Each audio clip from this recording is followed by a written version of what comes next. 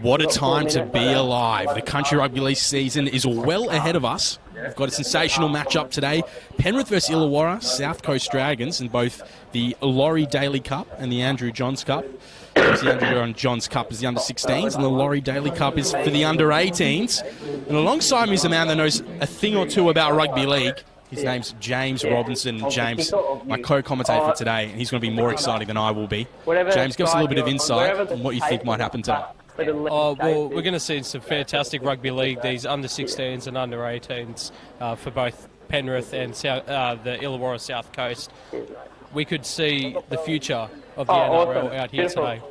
Well, you mentioned about the future of the NRL, and I guess that's the whole point of this concept. I mean, a lot of players from the country, granted, I'm a city goer, so are you, so we don't like to say it too much, but when the city country game happens every year, we know the country fans get right behind it. They love their country rugby league, and these are some of the kids that, as you said, will be the future of the game.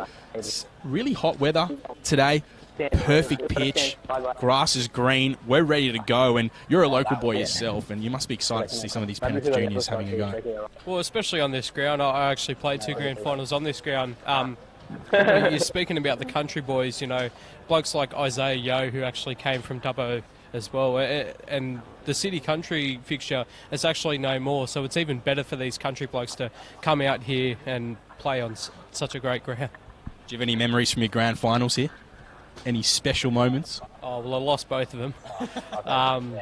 But no, just probably leading my team onto the ground as the captain. That was pretty special in the under-15s. But as the captains, you know, they'll come out here. Bailey Lowe for the Penrith Panthers and Jordan Morn for Illawarra. Going to be a great moment for both these blokes.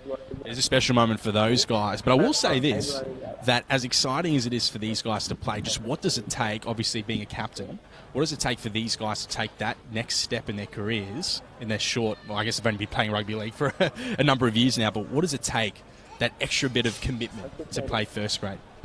I think just, you know, composure and sticking to process, you know, turning up to training and just getting the little things done. Sometimes it's not about the flashy plays, it's about, you know, just the leadership and making sure they're just doing their job out there on the field, you know, and they're the players that other players look to for, you know, advice or just when the going gets tough, really. And that's the biggest component, isn't it, to these young kids. They all love their footy, and it's great to see. And we'll just go through the teams now. There are a few changes that we'll get to shortly. But first, we've got the Andrew Johns Cup lineups.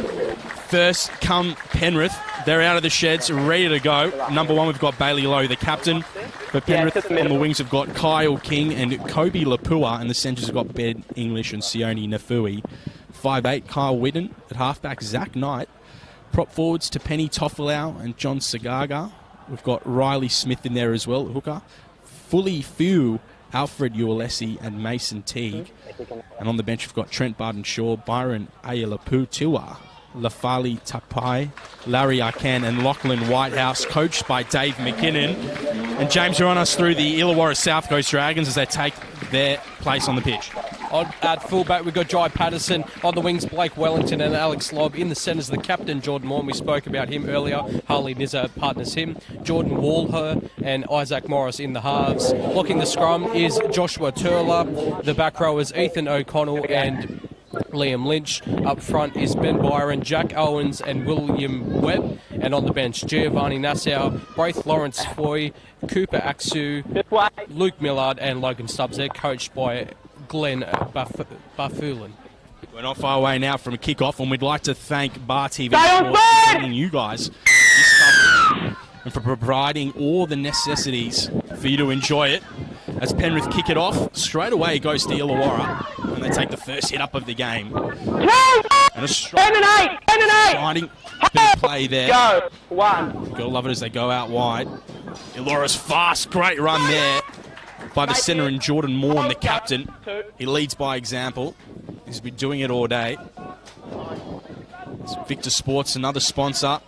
They provide all the goods for these players to keep in shape, keep intact. Any injuries that come about, these guys are in charge. Taking good care of these rookie athletes. Great tackle around the legs. Penrith are doing a great job. On halfway they go. And James, it's been a great set as they chip it over the top. First set of the game, make it to halfway with a chip kick over the top.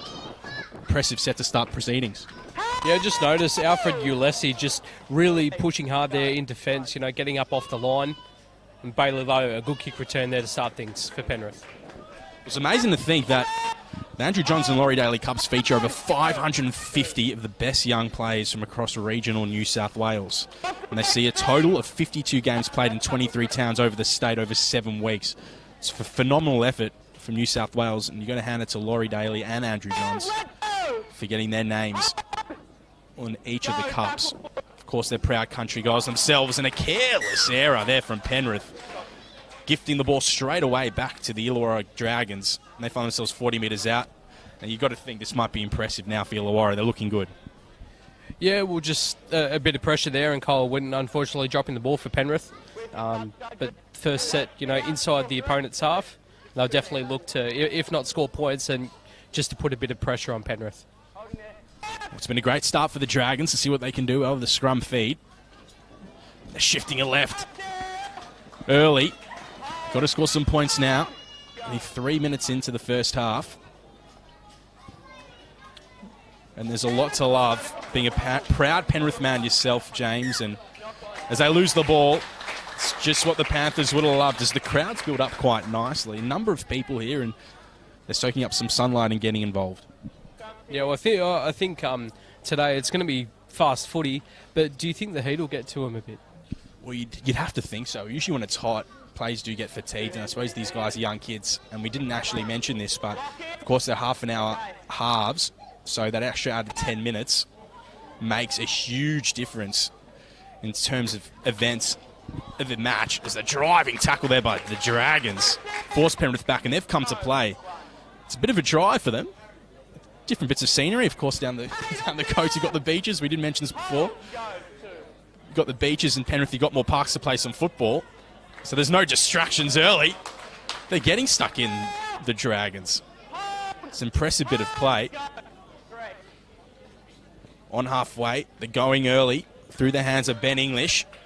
A Windsor junior, and he gets put down. Not getting the metres. They're after the Panthers, but another big run by Fully Fiu. He gets driven by a number of Dragons players, and that's the big thing at the moment for the Dragons. They're getting amongst it. 4 or 5 players in every tackle. Through Zach Knight, and he put it away. Shaking kick. Underneath it go the Dragons, and cleaned up nicely by Alex Slob. And that was a decent set from the Panthers. Well, yeah, first set we've seen for the Panthers that didn't force an error. As we see a penalty here, just not getting back on side, so a bit of a piggyback here for Illawarra. And they'll take that. They've had all the possession, basically. 5 minutes in. And the Andrew Johns Cup and the Laurie Daley Cup competitions will feature 11 teams taking the field in each age division, with 8 of the 11 franchises currently linked with NRL clubs, with the aim of having all regions aligned by the start of the 19 season. So it's great to see awesome initiatives by the Country Rugby League. It's only going to get bigger. There's a lovely run there by the lock forward in Taria, and he keeps going. Marches his way over the line. That's a brilliant try in Taria. Well, that's about a 30-metre run. Darts himself, goes over the line. Brilliant play from the South Coast Dragons. Yeah, just too big, too strong. Got past the fullback. Just hit the hole, really. And, yeah, just too big, too strong there for the fullback, and Josh Turler scores. We'd have to say they deserve that. They've been nothing short of outstanding to start the first half. And Penrith need to have a hard look at themselves, because Taria, well, can do that in his sleep some weeks. And that was a lovely try from the South Coast Dragons. And that's set to continue, no doubt,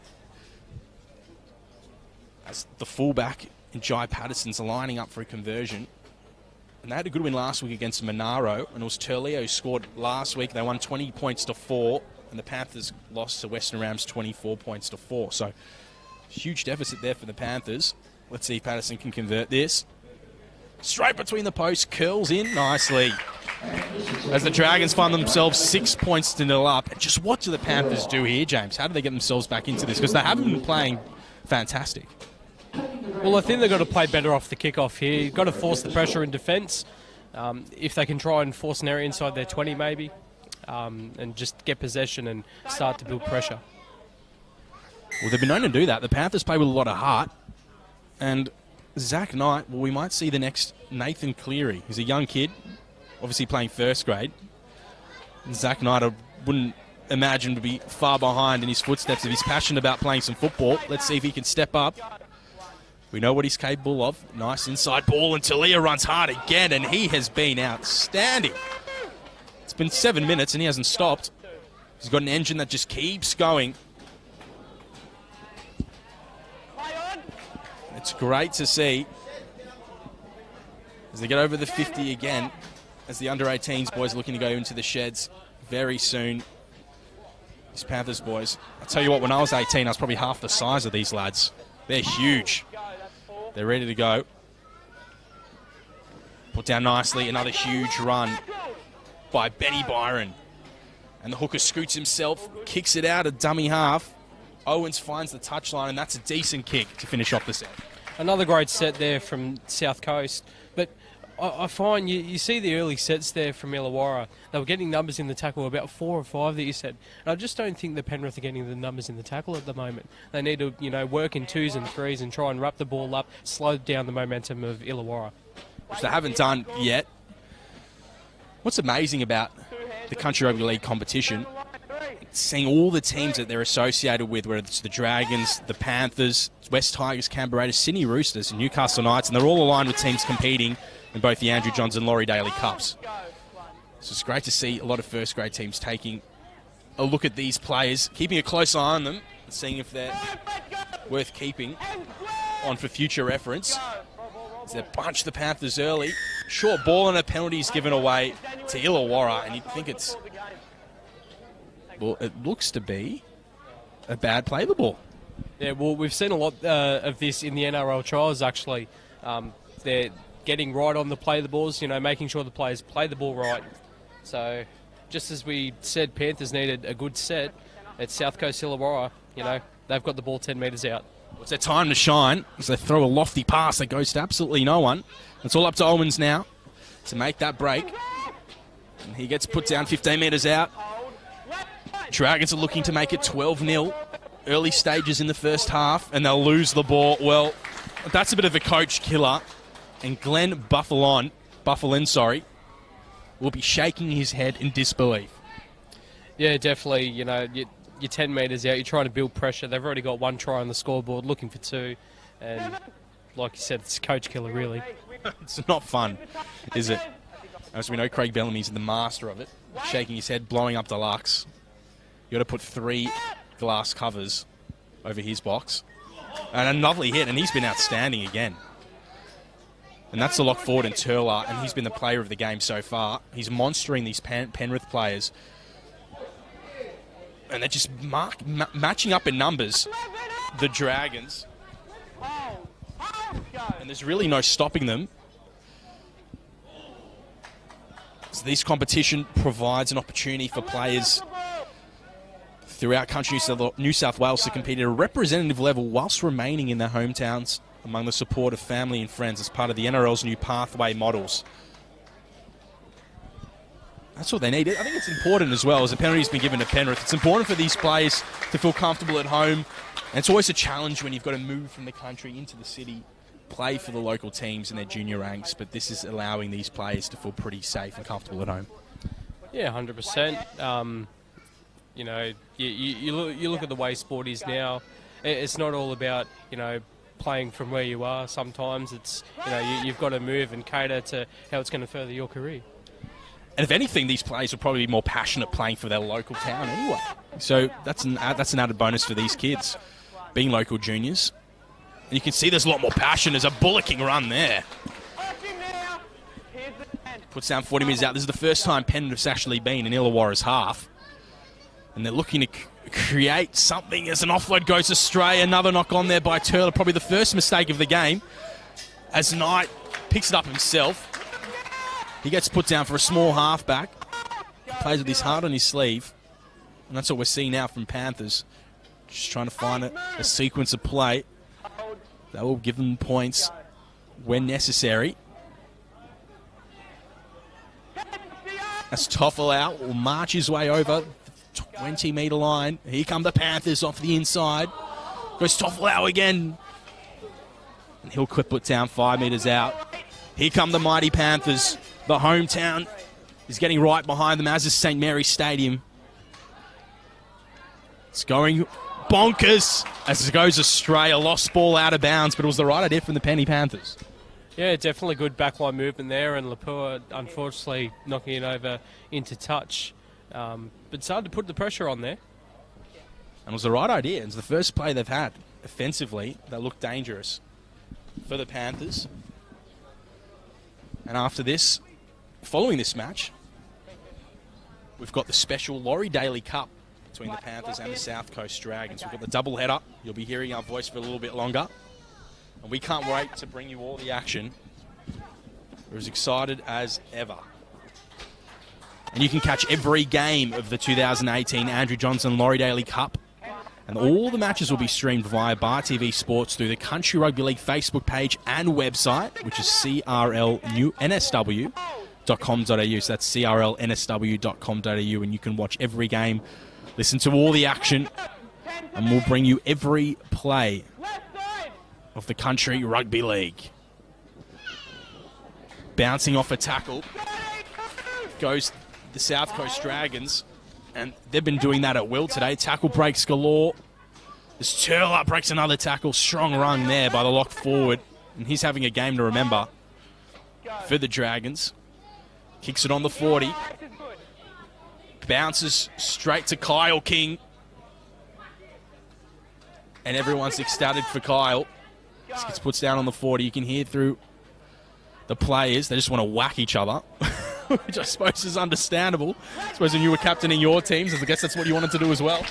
Yeah, definitely get up there and try and defend for your team. As we see another penalty here, and it looks like Taupai, he's coming onto the field now. So hopefully that first change for Penrith, that's going to make a difference. Changes some fresh legs. It doesn't go astray. These guys are only kids, you have to remember, and as exciting as this game is, they do need to look after themselves. Dave McKinnon from the Panthers and Glenn Buffalin from the South Coast Dragons getting right behind their teams, making sure they're fit and healthy. So the Panthers now have a chance, 30 metres out. Steaming run there by Taupau, and he does a great job, 7 or 8 metres. He's still going forward. And Knight's directing traffic. He wants the ball, but they'll go short side. Lovely step inside. Even better tackle by Morris. Down go the Panthers. 8 metres out. Looking for support. He can't get there, but he can't get put down. The Dragons holding on with all they've got at the moment. Through Knight. Shifts it out the back. This is a great play from the Panthers. To the outside. Goes Lapua. He's down 3 metres out. This is all exciting for the Panthers fans. They want this as a knock-on from the Dragons, but a great defensive set from the South Coast Dragons, and the Panthers just couldn't convert the opportunity. Well, no, they didn't convert the opportunity, but I think they're definitely looking more dangerous down that left-hand side. They've only gone down there twice, once resulting in error, and they're going to get another chance here with the error by South Coast Dragons. But Taupai, came onto the field, instant energy. They instantly look a lot better with him on the field. What's impressive, and is that a coach tactic, or is that something that you just expected to happen, a player of his calibre just coming off the bench for that added boom? But he could easily be starting. Yeah, well, he could, but impact off the bench always works, as we see Smith from dummy half. It was great work by Smith. Finds an oncoming, steaming Taupai, and just as we gave him some raps, he loses the ball. It's the commentator's curse once again. Typical commentator's curse there. Yeah, it always seems to happen. As the grandstand's looking very packed at the moment. Not many seats left, to be honest. They're all coming here to support their friends, family, everyone else as part of that. And the best and fairest medals for the Andrew Johns and Laurie Daley Cups will pay tribute to 2 of Country Rugby League's life members, with the Ron Lainsbury Andrew Johns Cup and Tom Nilsson Laurie Daley Cup medals awarded to the best and fairest player in their respective competitions. As we see a penalty now to South Coast. And it has been one of those games where lack of discipline's creeping in at big moments. Yeah, definitely. Well, again, Penrith needing to defend well and keep South Coast inside their own half, but just a high tackle there on Jai Patterson. Soon, and they'll take a quick tap through Morn, the captain. And Morn's put down. We don't often see centres as captains, but it's nice to see a bit of a change-up. Usually it's the spine, prop forward, or workhorse. But Morn, after last week, there's no doubt he deserves it. The Panthers getting stuck in. The crowd's getting behind them. 3 plays in the tackle, and Turler gets put down. And he's struggling to get up. He is wounded. And the Panthers, well, if there's one player they need to put on his back, it's got to be Turler after the games he's had. Oh, well, definitely unfortunate to see him go down, but the Panthers have really struggled to stop him. Yeah, it's not good to see him injured, and we don't like to see that at all. It was a solid tackle, but we hope he's okay. We don't like to see anyone injured. He's been outstanding. 13 minutes to go, and he's played the whole half so far. And he's someone the South Coast Dragons need out there. That's how important he is to this team. As SLE Worldwide Australia is the major sponsor of the Country Rugby League, and this coverage, this broadcast, we're giving you Anytime Fitness. And, of course, Bar TV Sports for providing all the equipment to give you all the action on this lovely Saturday afternoon. And you can hear all the other games on the Country Rugby League website. Victor Sports providing necessities needed, again, to look after the bodies. The trainers all wear Victor tops. It's important we see that.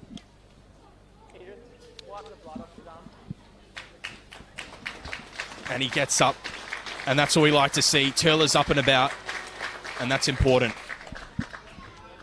Scooty's up there, and just to recap the Northern Pool, Central Coast Roosters, Sydney Roosters team, obviously, Newcastle Knights development squad. It's Newcastle Knights, feeder team, Greater Northern Tigers, Northern Rivers and North Coast. As I look out the back for the South Coast Dragons and the Southern Pool, Riverina Bulls and the Canberra Raiders. Monara Coates is another Canberra Raiders team, GSR West Tigers feeder team, Western Rams, Penrith Panthers feeder team, Illawarra South Coast Dragons, obviously that's the St George Illawarra Dragons team, and of course the Penrith Panthers, who stay true to themselves as well.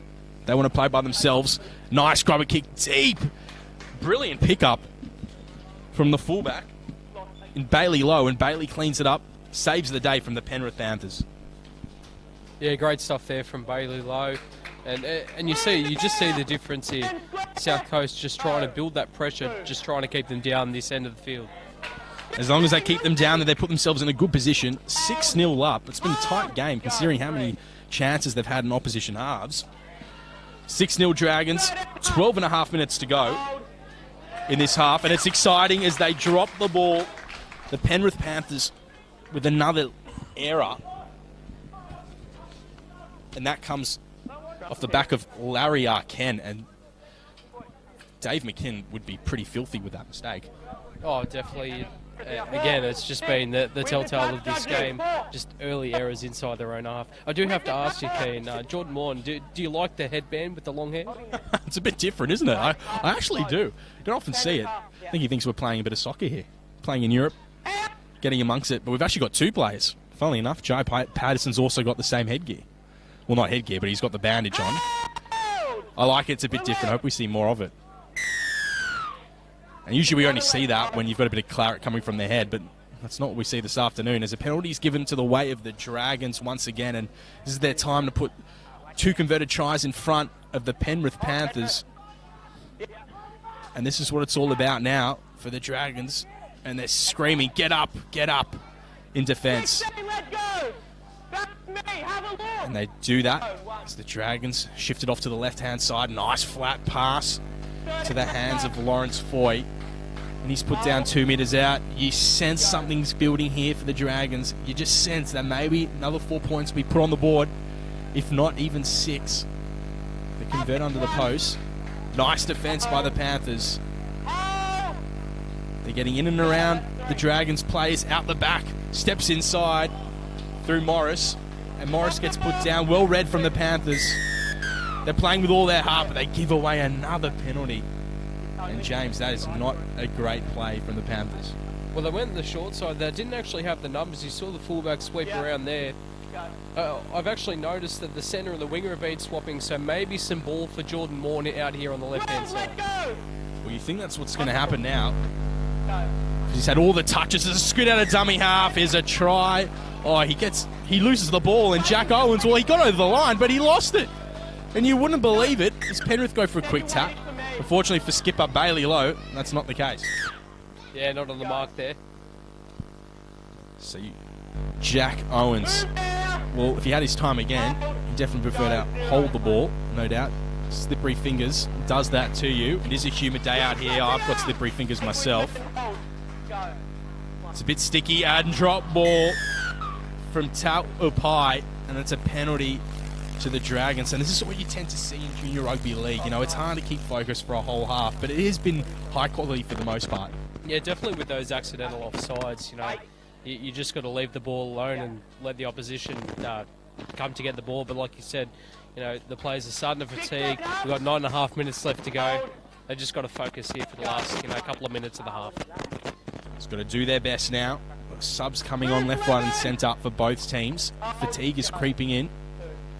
9.5 to go. Jordan Waller, he just has to stop because he couldn't give the ball around the back. Would have been a penalty either way. Owen ships it off to Jai Patterson. He's getting in and amongst where he can. Put down all or tackle. They're backing each other, the players. They know what it's all about. Perfect day here at St. Mary's. The crowd is loving what they're seeing. Action Central. Out the back they go short side. And they get put down. And another defensive set from Penrith that just worked a treat. Well, probably the best defensive set we've seen from them, stopping there on the last, but not a bad outcome here for the Dragons at all because they're still inside their own 10 metres here, Penrith. It's almost as good as putting a grubber kick into the in-goal, really. They did a great job. Maybe not quite as good, but almost there. It's Taupai, who has made a difference since he's come on the football field. He's been the added spark the Panthers have needed. Credit to these junior referees. I think Shane Haynes actually here watching closely. In awe of what he's seen because it has been a fantastic reffing display this afternoon. But midday's an interesting kickoff. It's probably the hottest part of the day. I think that a 3 o'clock kickoff would have been alright as well. Just when it's a little bit cooler, but these players are doing just fine. They've come to terms with it. Another penalty is given for the Panthers. In the last 5 minutes, we've seen 3 or 4 penalties given from both sides. Yeah, well, again, it's back to that fatigue factor. You know, your discipline sort of goes out the window a bit. You maybe get a bit lazy in a few tackles. But it's definitely the piggyback that the Panthers need. They still haven't got on the ball. We've got 7.5 minutes to go. Again, need to force that pressure and try and score a 4-pointer. They just need to build something special here, the Panthers. Opportunities have been hard to come by, and when they have got into the opposition half, they have lost the ball. And the Panthers need a win desperately. We did mention they lost last week, and they totally need a win today if they want to get themselves back into it. I know it's only round 2, but it's nice to start the season early, and then obviously if there are losses throughout the year, that's not too bad, but you've got to get some confidence. So a lot of depth out wide, shifting it off to the left-hand side, opposite to where we're standing in the grandstand. It's a scenic view here at St. Mary's. Bull and all tackle around the legs as Bailey Lowe gets put down. 30 minutes out now, the Panthers. What can they create? The smallest man on the field takes it himself. He wants to do it all, Zach Knight. To the left-hand side, they go grubber kick in the in-goal. They come underneath it. Well done from South Coast. And Blake Wellington, well, he read that like a book. Well, unfortunately, there was a really nice kick there from Bailey Lowe. But maybe this is the set that they can force an error and, try and get another set inside the 20 here at South Coast. It's exciting for the Dragons, especially when you drive, over an hour and a half to get here. If they can get the win, they'll be very pleased with themselves. It'll be a nice drive back. Pop by Shell Harbour for a little bit of a dip. Keep it going through Kiama and Wollongong. These guys have come from everywhere. Thirroul, Collegians, Dapto, Oak Flats, Kiama, Shell Harbour, Milton, Aladala. They're everywhere. As now the Dragons get stopped. Nice work from the Panthers, but brilliant work there by South Coast. They're moving the ball early. They've gone short side again through the skipper in Moore, and he just has to kick it and hope. And underneath it goes Daley low. So a nice bit of spark there from the Illawarra Dragons. Yeah, but again, it was that pressure. It was a poor kick. The pressure on the kicker, forcing a poor kick there from South Coast, and now a penalty on halfway. Get it into the half of South Coast, and hopefully, they can get some points on the ball before halftime. Strong play. They have been good, Illawarra. They're chancing their arm a bit. When you play away from home, you've got nothing to lose, and that's what they're seeing at the moment. So the trainer's getting on the field, yelling directions. Jeff Camilleri, Carl Raven, they're all out and about, telling the Panthers, keep moving, keep trying, get that try. And as I say that, they lose the ball. And with under 5 minutes to go, the Illawarra Dragons will feel pretty content. Oh, it's tough to watch. You get so much possession, and they've just forced errors. It's really unfortunate. They're just going to bide their time until half time, and hopefully the coach will probably give them a bit of a spray. But the words of encouragement that they're going to need. They will need that. It's a special day for skipper Bailey Lowe. He's a St Mary's junior. He's been playing here pretty much all his life. He's 16 now. So it's good to see him out and about. The fullback roll is another huge hit from the Panthers, just keeping them on their toes, keeping them wary. The Dragons, though, they only are one converted try in front, and they still need a few more points on the board to feel any satisfaction with how this game's going. Short flat pass. Underneath goes the fullback. Patterson, or should I say, in the centre. And Nizza. A few bodies in and away for the Panthers. And they need this play now. They need to stop this defensive set. It's all about them. Over the 50. Kick out a dummy half. Goes Owens. He'll just go over the 30-metre line. He'll look for the touchline. It's a break they need both sides. Yeah, definitely. Smart play there from the dummy half in Jack Owens. And I think they'll just reset here South Coast. And they'll be quite content with that. They seem to have been the better team in this half. But I think they're quite content with how the scoreline is, and it probably reflects on how the game's played out. They're pretty content. I notice for a lot of football teams after the game they get pizza. And that usually cleanses the nutrients they need, but I'll tell you right now, if whichever team loses this, there'll be no pizza in the sheds after the game. They'll be sticking to the Maccas around the corner. Panthers with a feed, 20 metres out. They only have a few more chances, a few more sets for themselves to put some points on the board. And at times you could say they've been unlucky, the Panthers. But at times you can say they sort of deserve it. Because ball handling has been an issue for this Penrith side. Representing a proud club, the Panthers. Numerous big-name players to come out of there. They're in for another big year. I know James doesn't like to admit it. But last year they were premiership favourites and he wasn't so happy hearing that. He's happy hearing that. This year it's a different story with James Maloney in there. They should be a force to be reckoned with. As Bailey Lowe gets put down on halfway. The smallest man on the park, and that's a penalty. And they'll get gifted a chance with just under 2 minutes remaining.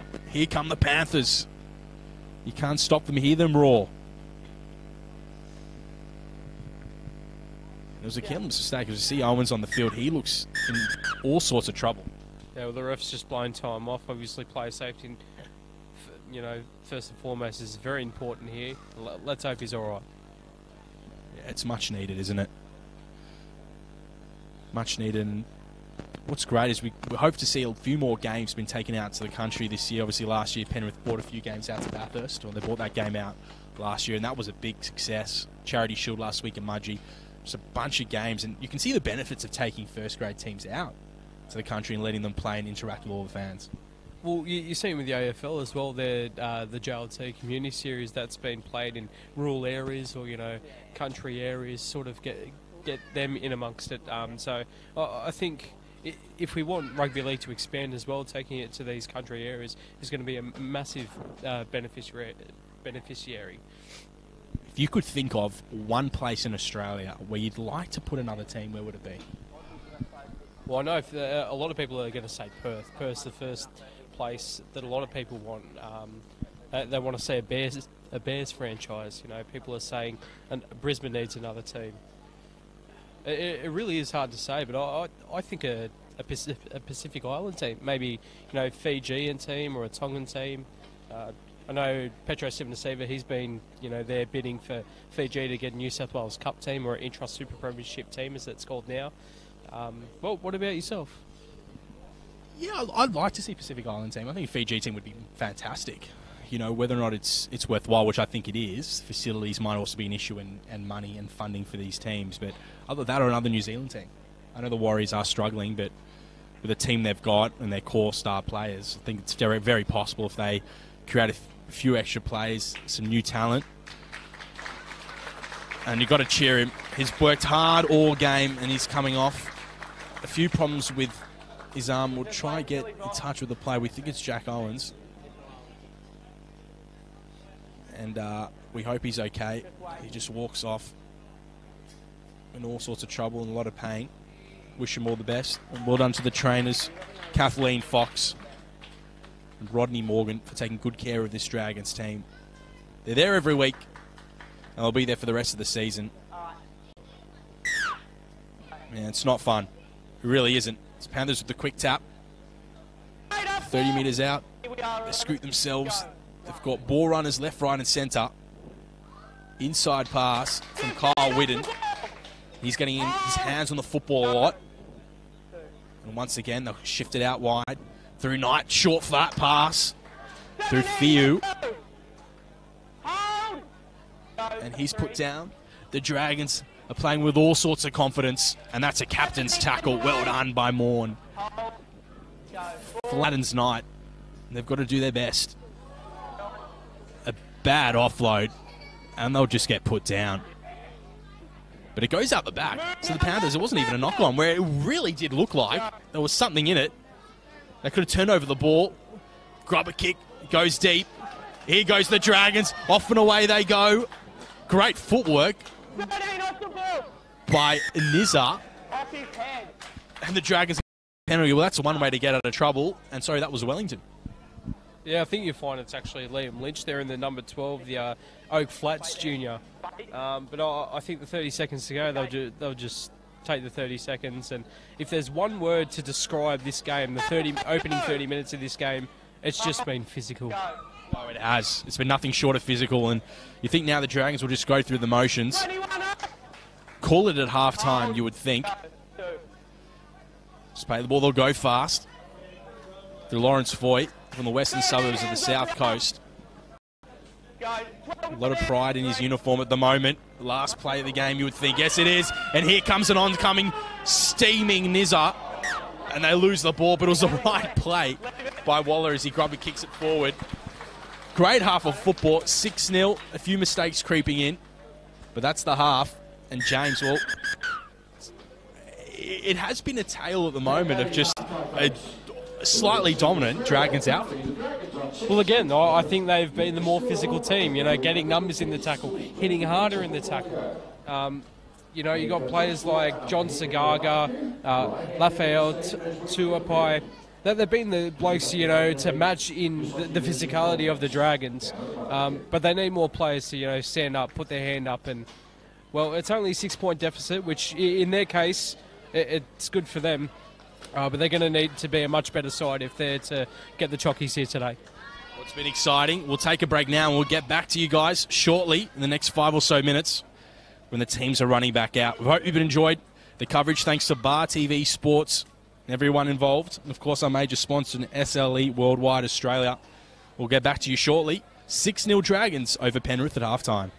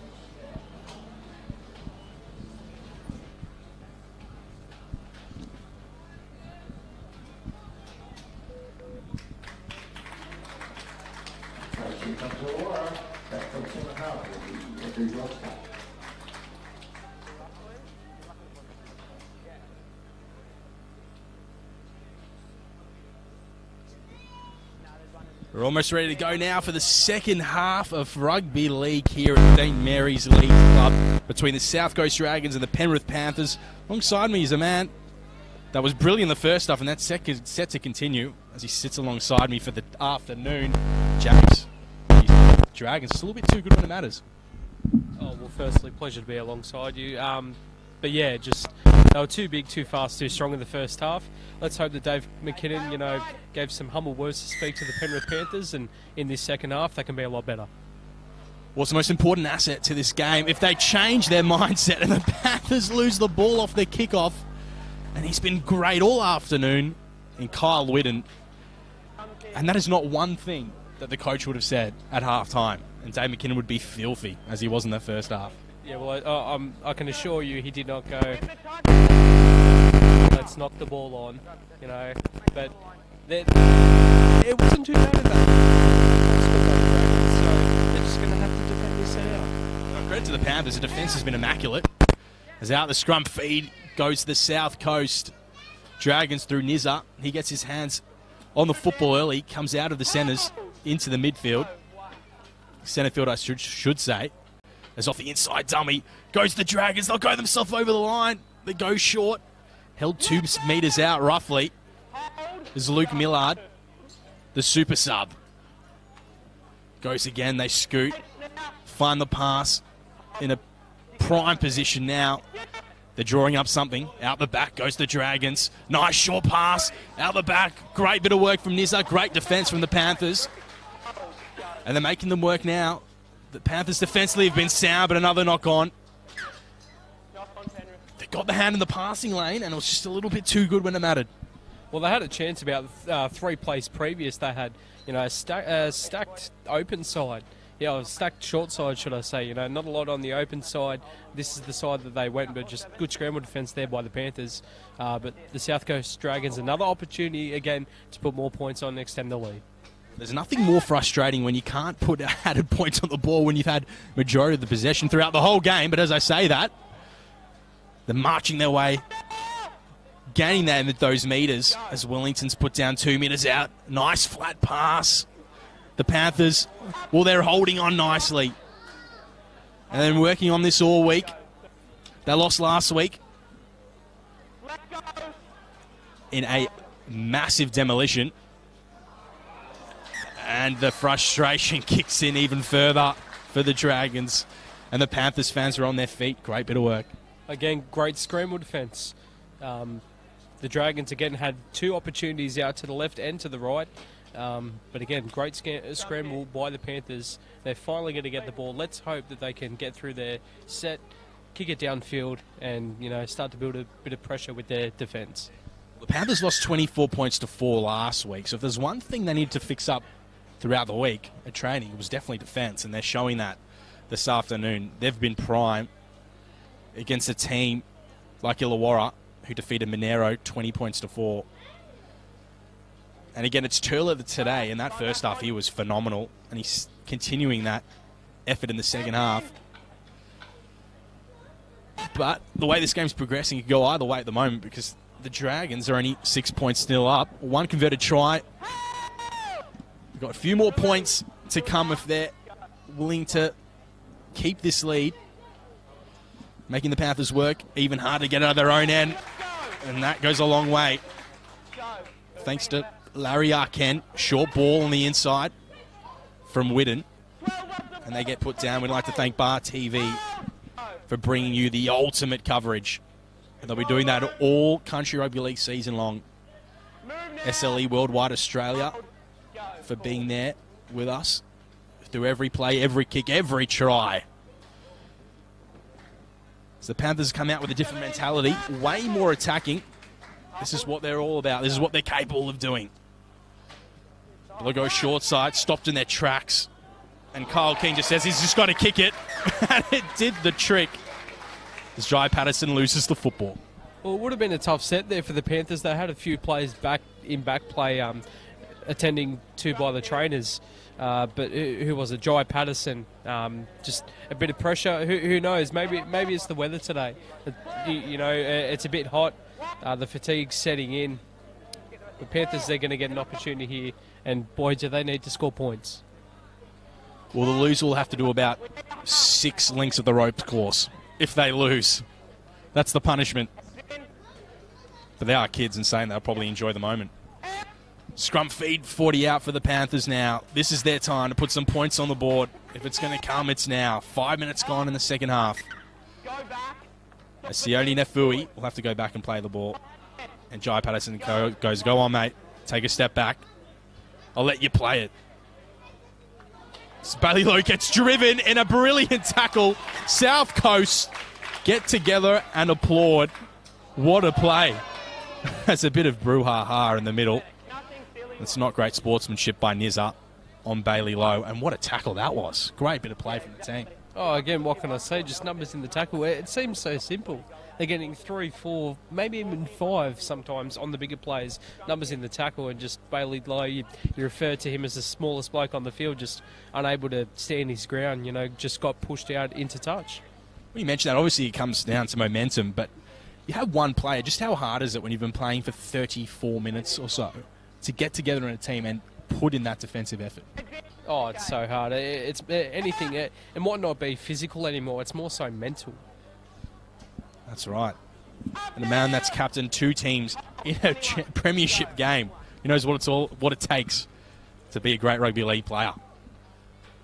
As a skipper, Jordan Morn put down the 15-metre line.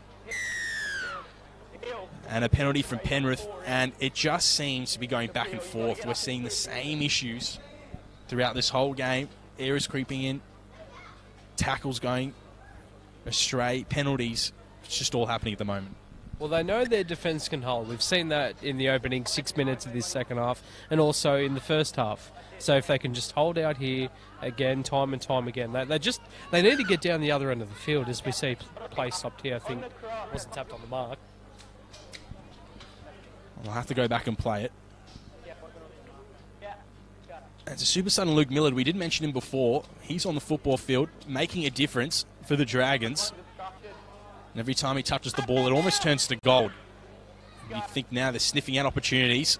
Darts at a dummy half, goes into Sal. And 12 metres out from the Panthers line. The clock is ticking. They need another converted try and they'll feel pretty secure. And they'll feel that way just for a little bit longer. A nice tackle by Nefui, and he's been outstanding. So is Turler. Just a hard running lock forward. And he'll get put down. 2 metres out from the line. Out the back goes the Dragons, and the Panthers are there just hanging on. They don't want to give them points. Through Whitten. Off the right foot, back onto the left. And Nassau gets put down. The Panthers, well, how are they hanging on for this long? Well, maybe it's due to inexperience or them being young that they have the numbers out here on the left-hand side, but they just seem to be going out a dummy half or, one off the ruck. So they definitely have the numbers and the opportunity out there to score, just not making the most of it. We have a player down in the back plate. It's a number 11, Fiu, fully Fiu, and he has to get taken off the pitch. We've had a few injuries, and we hope that all these kids are better there for the long run. These teams need them back in action. And they do need those players for this brilliant competition we have in the Andrew Johns Cup. 550 of the best young players from across regional New South Wales. And they'll see a total of 52 games played in 23 towns across the state over 7 weeks. 7 weeks of action plus finals. And it's just getting better and better in the Country Rugby League. The players are just getting physical. So usually when these sorts of things happen, you can just tell whether it's fatigue, whether it's the emotion getting in the way, which it is. Mentality's changed a little bit now for both sides. Well, I think South Coast, they've been the more dominant team throughout the game. But I think it's a bit of frustration now for Penrith. They haven't got any points on the board. They're struggling to hold on to the ball. They're going to have to defend in this set again. And they're doing that. Tackle around the legs. Goes to number 22 for the Panthers. It's all about getting stuck in, enjoying the moment as the Dragons shift it out wide. That's a great little pass there by Millard. And he'll find the winger. If there's one person you want touching the football, it's Millard. Almost every sequence of plays, he does that. On the inside, nothing but blue sky here at St. Mary's. We hope you're enjoying the coverage. We're enjoying bringing it to you. We've got another game following this. The under-18s, of course, is Turler. Falls 1 metre short of the line. And they know what it's all about now. The Dragons is about converting opportunities into points. And you think they've got the numbers as Mullen goes himself. He'll throw behind the back pass. In the corner, the Dragons go. And that is a try to lob. And they almost blew it, but Mullen, he deserves that. Nice little assist there. Well, you alluded to earlier, you called him the super sub, and boy, what a flick pass that was. You know, nice backline movement, flick out of the back, and Alex Lobb, I don't know how he managed to get that ball down. It's a fantastic finish. It was Nightingale-esque. I'm sure he's been mingling with the juniors where he can. Of course, the Dragons flyer on the wing, and we just saw that there. Flew over the line to the corner post. Try time for the Dragons, and again, they had the numbers, and it was always coming through the hands of Luke Millard, and he almost blew it. But luckily he didn't. It's a fair reflection of how this game's panning out. 10-0 Dragons, kick to come. 20 minutes to go in the first half. And the Panthers have to wonder, where will these points come from? Well, I think Sagaga, he's been one of their better players, as well as Nafui and Tauapai, but I'm not too sure if he's on the field at the moment. Maybe something from their captain, Bailey Lowe. He's been in amongst it that they need a break in the defence of the South Coast Dragons. And it's hard because the Dragons' defence has been switched on just as much as their attack has been. Errors will creep in as the Dragons will line up a kick. About 25 metres out. Straight on the touchline, and that is converted. What a kick. Conversion is good from the Dragons. They lead 12 points to 0. And 12-0 to the Dragons away from home. They'll be ecstatic with how this game's panned out for themselves, as Panthers have to scratch their head and wonder, well, what do we have to do to score a few points? And that's the biggest problem for the Penrith Panthers, because it's not easy. As a big hit there from the Panthers, chasing their kickoff, and they'll do just fine. Just a reminder, you can watch every one of the 2018 Andrew Johns and Laurie Daley Cup matches on Bar TV. You can stream all the games through Country Rugby League's Facebook page and their website on crlnsw.com.au. So that's crlnsw.com.au, and you can get amongst it. These are talented kids showing what they're made of. This could be the future of the NRL, and James mentioned before that, you know, if there's anyone there that's impressed you the most, hopefully you'll get to see them in first grade and you get to cheer them on some more. Yeah, definitely. Just want to go back there, Bailey Lowe. A nice short kickoff. Nizza, he was the man that took the shot at goal, almost unprepared. Didn't expect the short kickoff, and I think that's, you know, might have been why they knocked the ball on there. Just unorganised, unprepared. It's not like the Panthers to be unprepared. They're usually a pretty clinical side. I'm sure Gus Gould's keeping his eye out on these two teams. Man, it's very influential, the Panthers club, as Whitten takes a well-earned breather. He just can't quite seem to help the Panthers put points on the board, and he's been super creative today. But here's a chance now. Let's see what they can do. Fresh legs on the football field. They'll go to the left towards the grandstand. Nice short passes. They had the overlap, but then they lose the ball. But, of course, it's a penalty for a 2-on-1 strip, but that's the right idea from the Penny Panthers. Yeah, I think you'll find it was actually an offside call there. Huge hit there on the halfback, Zach Knight. Hopefully they can use this. They really do need a try here. They can sniff it. Sniff an opportunity. Dave McKinnon will know that his Panthers need to score here. There's 17 minutes to go in this second half. Find themselves 12-6 down. Hopefully if they convert the try, and anything is possible. And here they go through the hands of Knight. Out wide. Short pass. They try to get on the outside through Kyle King, St. Clair's Jr., and he gets taken out. Not the right play. He thought he had a match for speed, but just wasn't to be. Yeah, definitely just looked to the outside. Thought he had the speed on the outside there.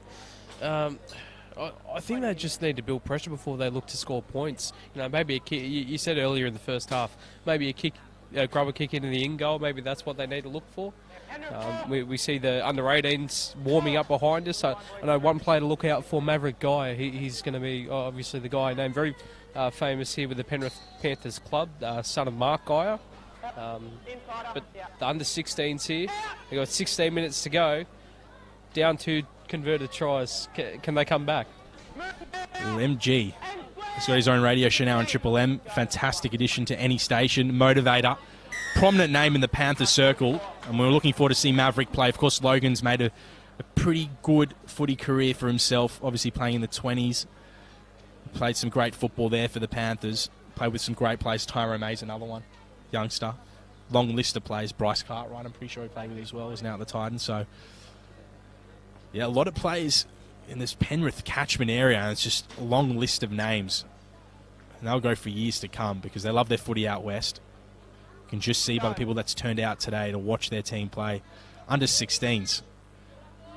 So you can only imagine when the football season starts in first grade, when they play at good old Panthers Stadium.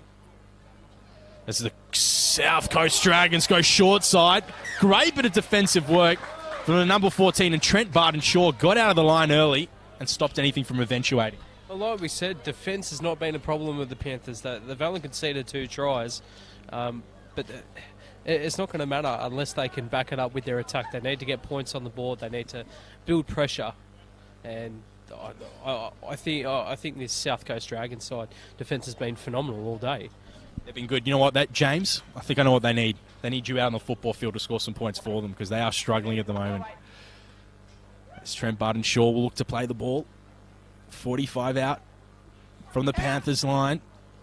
They're attacking. They've got some fresh legs on, so there's no excuse not to put everything into it. Change gear from gear 3 to gear 1. Let's see what they can do. As they're attacking hard in the southern pool, they've got to face the Illawarra South Coast Dragons, who they are facing today. Western Rams, GSR West Tigers, Monero Colts, and Riverina Bulls. It's got some journeys ahead of them, but there's nothing young boys like these guys can't handle. They'll love the drive as the captain scoots himself in a dummy half, looks for support. He can't find it. And they're 20 out. So the captain's knocked by Bailey Lowe, leads by example, and that's a great play from the skipper. Yeah, it takes the quick tap there, but yeah, they need more of that from him, the captain Bailey Lowe. They need a lot more. They need more than that. They need more than one player stepping up. They need the whole team. 12 points to 0 down with 13 and a half remaining. As they'll just put their head down, duck over the try line.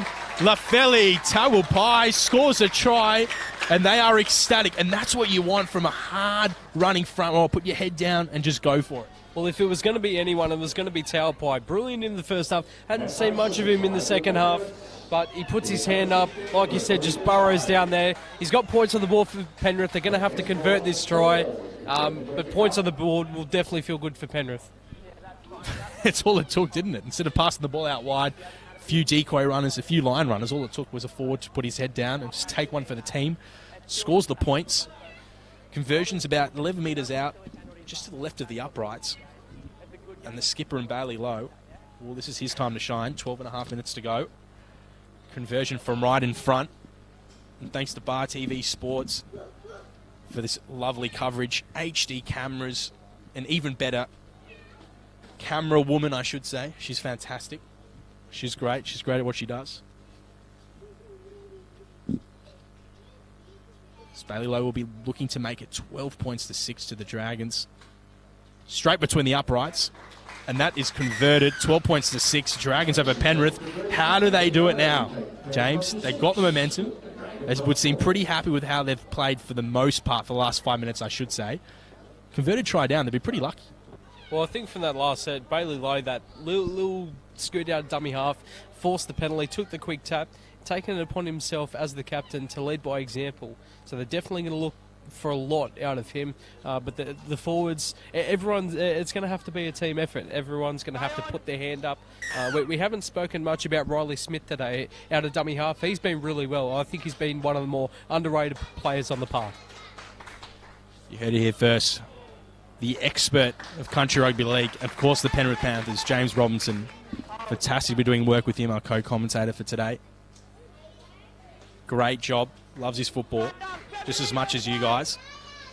So Panthers 30 out from their line. Off the inside goes Zach Knight. Finds an oncoming steaming forward. It's great to see. Look to go on the outside of a player, but even bigger run now. Find themselves on halfway, so they're chewing up the meters, the Panthers. And the Dragons have to stay on their toes. Out the back goes Shaw. Finds the skipper in Bailey low. Great hit. They get on the outside. But it's a penalty given. And we have a player down after a big hit from South Coast. They got out of their line, stopped the play early, and they had the overlap of the Panthers, but they couldn't use it. Try find out who it is on the floor for you in just a few minutes, but that's a great little play, and that all started from the skipper and Bailey low. Yeah, well, unfortunately, we don't have the luxury of having instant replay. I think you'll find it's Zach Knight on the ground, the halfback. Bit of a late hit there. I couldn't see which player it was from South Coast, but hopefully Zach Knight is okay. But it looked very promising down this short side here for Penrith. That they had the overlap, but they'll get the penalty on halfway here for the late hit. It's not fun seeing anyone on the ground, and Zach Knight, the halfback for the Penrith Panthers, they need him out there, and they're all huddling because they know this one of their star players is down, and we hope he's okay. He seems to get up. I think it was just wounded. Has a bit of water. It is hot. And he gets up okay. Well done, Zach Knight, the youngster. And he's his hands on the football. The Panthers will fire. We've got an exciting 10 minutes ahead of us, ladies and gentlemen. Stay with us.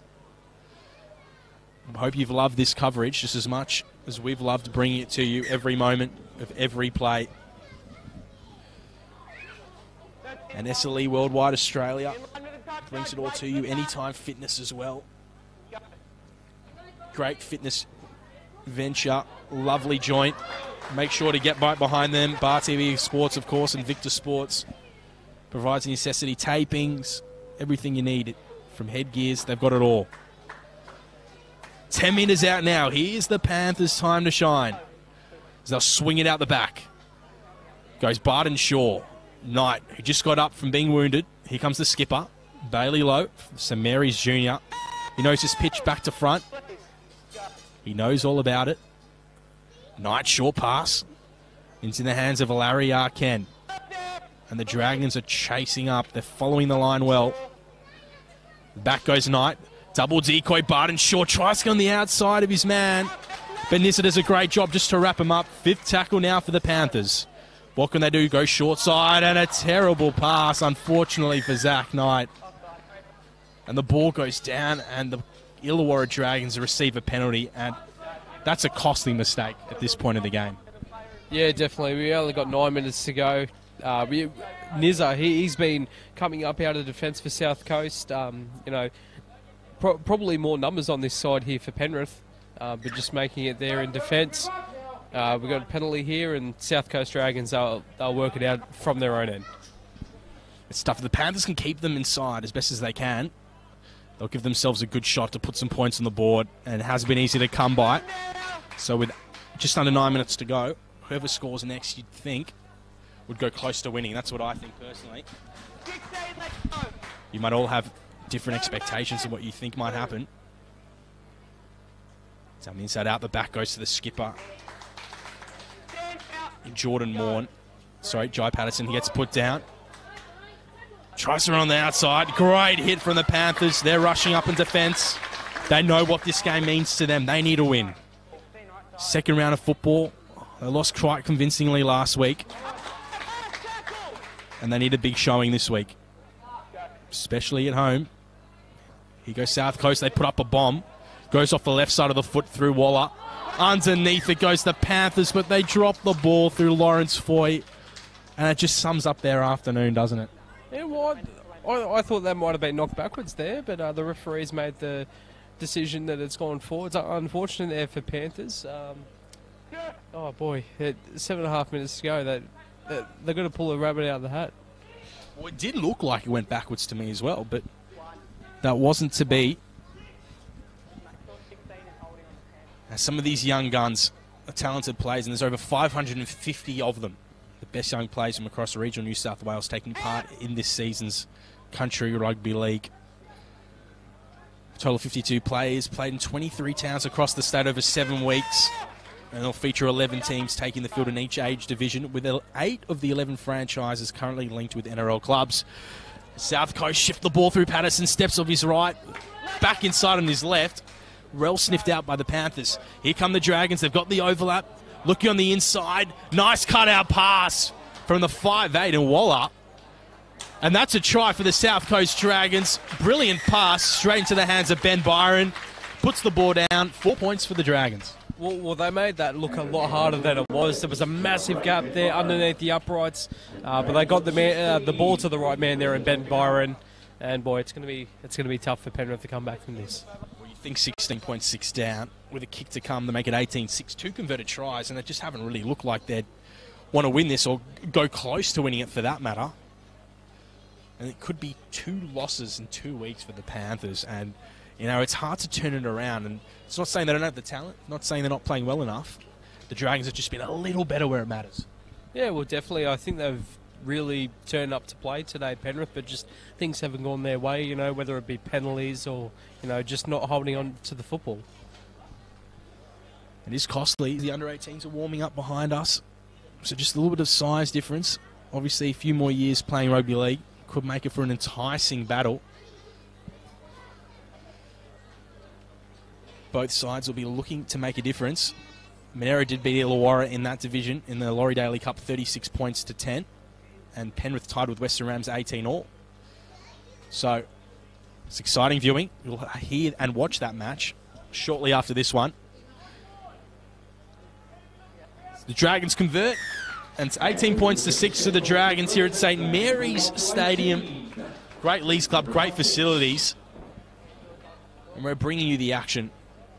And you think with 5 minutes remaining, it's just going to be tougher and tougher for Penrith to put anything together. But we've seen the impossible happen before on numerous occasions in rugby league. Can we see that happening now? Well, I think we can. I think we might see another short kick-off here from Bailey Lowe. Well, you suspect it, and that's what he does, but it may go out on the full. Oh, it bounces. That's a great kick from Penrith. The kick-off of dreams. You dream about that each night you go to sleep.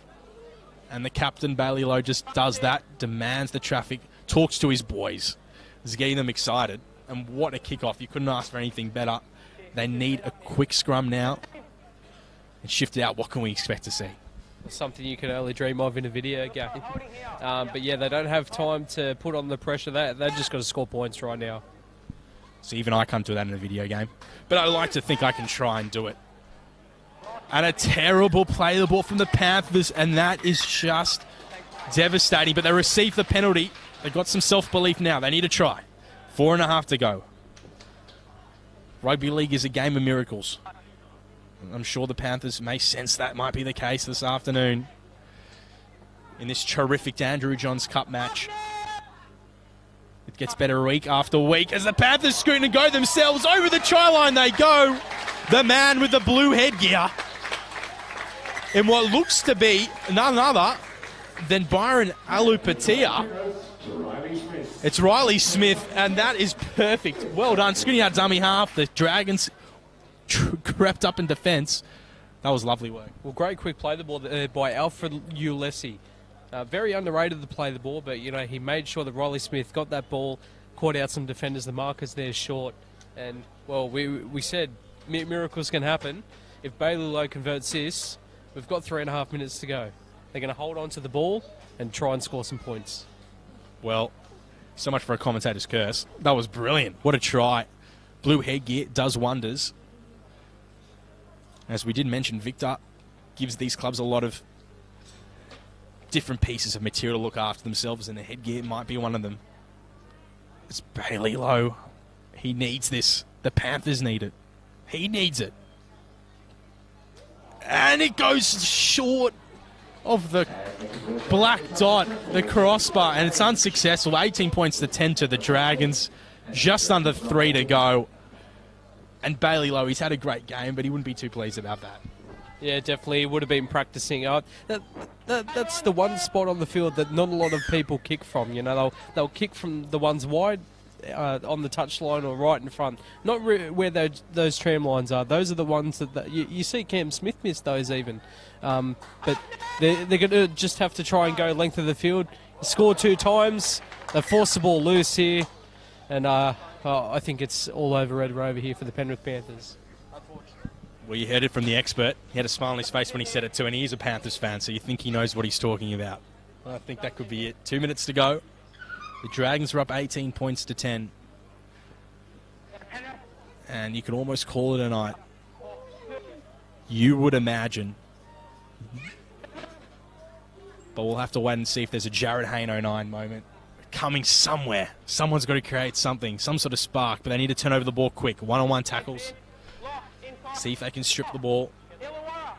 And I just want to give a shout out to the refs today. They've been nothing short of outstanding. Hayden Doherty, great job, young man. He's been phenomenal. Penalty blown to South Coast, and the Panthers will, in their head, they probably think they've lost it. And let's hope this game doesn't get out of hand. Nothing too physical. So they take the 2 points. Well, it's a smart play, isn't it? I mean, that's just a great decision from the captain. Yeah, we'll definitely soak some time up on the clock. I actually only noticed now you were speaking about the referee, Hayden Daley. There's only one referee. We're not accustomed to seeing that in the NRL. In the Super League, they run one referee. But I think in the juniors, they do run the one referee as well. So a lot of pressure surely being on his shoulders for today, but I think he's refereed the game quite well. He's a smart kid, and he's done a really great job today. And as I said, it runs smoothly, doesn't it, with one ref? I don't mind it. I kind of like it.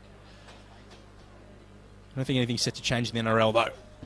But they'll kick the ball, winding down the clock, 37 seconds to go. And you'd think this is all over. Red Rover, the Dragons. Can they get the win for the books? They had a big win last week, 20 points to 4 over Monero, 20 points to 4, and they'll make it 2 wins in 2 weeks. And Glenn Buffalin would be ecstatic. So it goes straight between the posts, 20 points to 10 to the Dragons, and you would think that it would be game. The Panthers now have 2 losses. And that sounds about right as the buzzer goes, and the South Coast Dragons, a pleasing result for them. Great win, and the Panthers are in all sorts. How do they turn this around? And you've got to think to yourself, well, it's going to be hard. Oh, it is back-to-back losses, but they've got to keep their heads held high, you know. There was a few players out there, and they turned up to play, just things didn't go their way. But this South Coast Dragons team, they look very physical and well-sized. They look like a good football team. I just wanted to ask you, player in the match, who in your opinion was the best player on the park today? I've got to say Turler. I thought the young man, the lock forward for South Coast, I thought he was phenomenal. Joshua Turler from Western Suburbs. I think he's someone to watch out for. He ran hard all game. I don't think he even came off. So he's a fit young lad. Ran hard. Very impressive. What about for yourself? Oh, well, you can't go past Turler. I think there were a lot of players that played very well. Jai Patterson, he was good. Harley Neeser, he was really good, kicking with the boot, that conversion that we saw about 25 metres out, right on the touchline. I've written him off. I thought, there's no way he's going to kick this, and slot it between the uprights. And Panthers, Bailey Lowe, he captained the side really well, just it didn't go their way today. So I think there was a lot of talent shown on display today, but the Dragons end up coming away with the chocolates, 20 points to 10. Well, we'll take a short break before the next game. 20 points to 10, Dragons over Penrith. Great first match here in the Andrew Johns Cup. Next up, we've got the Laurie Daley Cup, Penrith versus the Illawarra South Coast Dragons. Of course, it's the under-18s. We'll be back with you shortly. Myself and James Robinson will take you through all the action. The man, the expert, the absolute legend will be with you shortly from St. Mary's Stadium.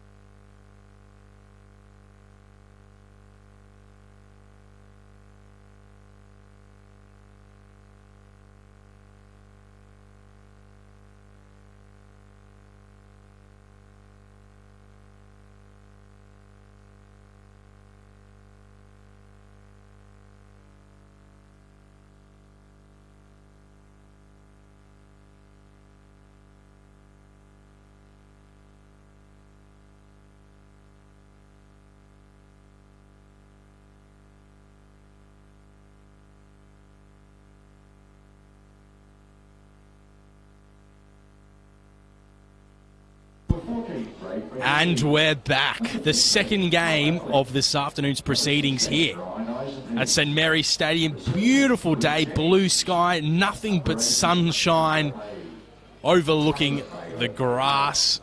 And alongside me is a man that knows a thing or two about rugby league. He called the first game. He's with me for the second game for this Laurie Daley Cup match between the Penrith Panthers and the Illawarra South Coast Dragons. James, we had a ripper first game. We're expecting big things in this second one. Oh, definitely. You know, you got the under-18s. These blokes looking to push for those jersey flag spots. Obviously, the rearrangement of the under-20s. There's no 20s anymore. It's jersey flag under-23s. So a lot of these blokes would be looking to push for those spots for, possibly for next year. And that's why you have a hunch they may work harder, but that's not necessarily the case. And we're looking forward to bringing you the action. The first game, we had the Dragons defeating Penrith. And let's hope Penrith can get one back on the Dragons. Monero beat the Illawarra South Coast Dragons last week in the Laurie Daley Cup, 36 points to 10. And the Panthers drew with the Western Rams 18 points apiece. So this is a different story for both outfits. I think you can sniff that the Panthers might come out here with a bit more oomph, considering it's in St Mary's Stadium. And I feel a little bit more content with the idea. But it's not to say the South Coast Dragons won't come out either. And we would have thought that, assuming that you had to drive pretty far, and they did, the South Coast Dragons, it didn't seem to bother them in the first game when they wrapped up the Panthers and put them to the sword. The second game may be a little bit different. And we'll get James to read out the Illawarra South Coast Dragons team in a second. But for the Panthers, we've got fullback Reese Wright. On the wings, we've got Xavier Oliko Savisi and Ethan Wheeler. In the centres, we've got Mason Ioria, who is a talent and a half. Dominated last week. It's a different story this week as the Panthers make their way out. Cooper Pereira in the 5'8". We've got Ceedy Sabaladen. Halfback Brody Henderson. Prop forwards Dane Turakia and Romeo Apolu. Hooker Harrison Reed-Porter. The back rowers of Maverick Geyer and Bailey Wyatt. Lock forward Hannah El Nature. On the bench, we've got Braden McGelly, Tom Affleck, Ryan Eisenhuth, Luke Jennings, and Taylor May, coached by Lino Salafai. And James, will go over to you in a second for the Illawarra South Coast Dragons team. At fullback, we have Jay Watling. On the wings, Joshua Martin and Mitchell Heffernan. In the centres, Nelson Sharp and Isaac Bowman. The 5'8" is the captain, Jake Brisbane. At halfback, Liam McPherson. Locking the scrum, Sione Loof. The second row is Charlie Parrish and Jeremy Mao. Up front, Oliver Parrish, Blake Barbuto and Akima Opeta.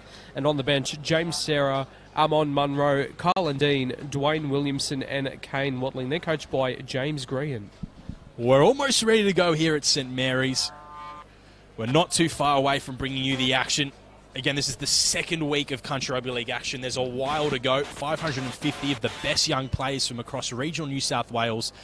Let's see a total of 52 games played in 23 towns across the state over 7 weeks. The action is just going to keep coming for all of you. And the competitions will feature 11 teams taking the field in each age division, with 8 of the 11 franchises currently linked with NRL clubs, with the aim of having all regions aligned by the start of the 19 season. The season will see St George Illawarra Dragons, Penrith Panthers, West Tigers, Canberra Raiders, the Sydney Roosters and Newcastle Knights aligned with teams competing in the Andrew Johns and Laurie Daley Cups. We can't say thank you to Bar TV Sports enough for what they've done. They're giving you the broadcast. They're giving you the action. We're just the guys behind the scenes, really, just calling the action. It's been a lot of fun, and this is set to continue. Victor Sports, the great people at SLE Worldwide, for being fantastic contributors to this coverage. The major sponsors of the kickoff now from Penrith. Finds prop forward in Akima Opeta, who takes the first run. They're moving the ball early, but they lose the ball careless. Only 20 seconds in to the first half. An error there by the captain, Jake Brisbane. Are we going to see the same thing in this game, or what do you reckon is going to happen? Well, look, I tend to think things might change. A few years playing footy more than the under-16s, you think it might be a difference. These guys play 35 minutes, halves as well, so that's an extra 5 minutes on top of the under-16s, who obviously play 30. So I don't know. It'll be interesting to see what happens. Penrith with the ball early off the scrum feed. They'll go out wide, short passes galore. Through Reese right out the back. That's what fullbacks are used to doing these days. They creep in, they chime in where they can. We like to see that. Early stages in this game. Let's see if the Panthers can put some points on the board. Through the hands of Dane Terakia. Hooker moves the ball past the halfback in Brody Henderson, the Mitchenbury Jr. Sorry, the Windsor Jr., I should say. There's a driving tackle from South Coast. Moving Penrith backwards. They're losing metres. Through Maverick Guy now. We did mention him in the pre-game, just how important he is to this Panthers side. The Guy name, it's in the folklore already. Throughout the Penrith Panthers, nice grubber kick to the in-goal. Cleaned up by the Dragons, and they get out of trouble. Well done from South Coast, and the Dragons, well, great defensive set, but even better getting out of trouble. Yeah, great pick up there by Jay Watling as they work it out of their own end. I just noticed that Maverick Guy seems to be playing a very similar role to what his brother Logan Guy played in the under-20s, that ball playing back row. So I imagine a lot of the ball is going to go to Maverick Guy today. Well, he's a big human. He's tall, he's strong, he's got an athletic frame. Let's see what he can do. Some of these South Coast players, well, they're getting their hands dirty early. Thanks to the back row and Jeremy Mao from Collegians. Big kick over the top on the 5th. Through Jake Brisbane. And the Panthers scoot away. They do that through Reese Wright. And he was dangerous in the first attacking set for Panthers. And he's set to do that again. Yeah, for sure. Great early kick there from Jake Brisbane. A lot of pressure coming towards him, but he tried to get that early kick away, and great return from Reese Wright. But, you know, early position, they're at the halfway line now, so and early in the tackle count. Well, Lino Salafai, the Panthers coach, he'd be impressed with what he's seen so far. They've had most of the possession, and they've always had the ball in dangerous territory. So kick goes up from Sublarden. The St. Mary's Jr., he's used to this pitch, as are a few of them. This is their home court advantage, home floor, I should say. This is their pitch. This is where they come to play. As the Dragons make some runs, they gain those metres. They're looking a bit tired early on. 4 minutes gone in the first half. And it's impressive play at the moment for the Panthers, just forcing them back. Yeah, good stuff here from Penrith defensively. As we see a break here by the number 9 in Blake Barbuto. He does a job. 10 minutes out from halfway. The Dragons, and some of these guys, you just would hate to be on the field matching up against them. They're 17-year-old guys. And they're built like footy players. You can just tell they're made for this game. They're made for the great game of rugby league.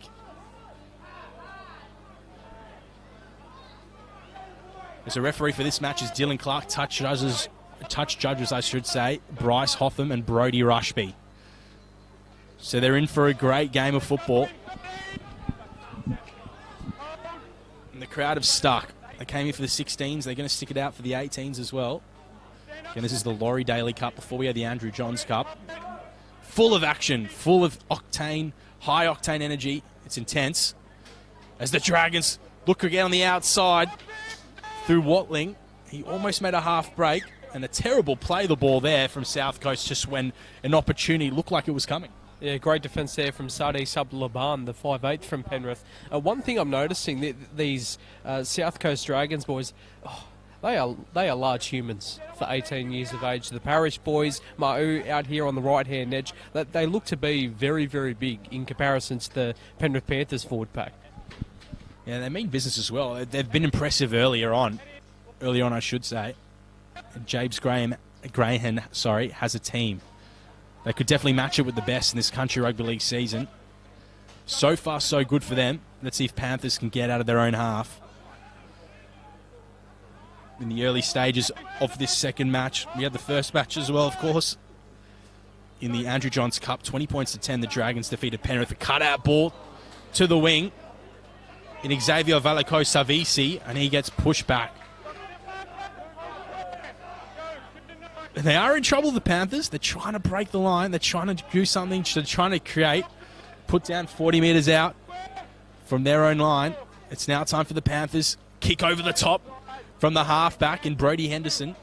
Bounces short, cleaned up from the Dragons. And off they go, and it's been a fairly evenly contested match.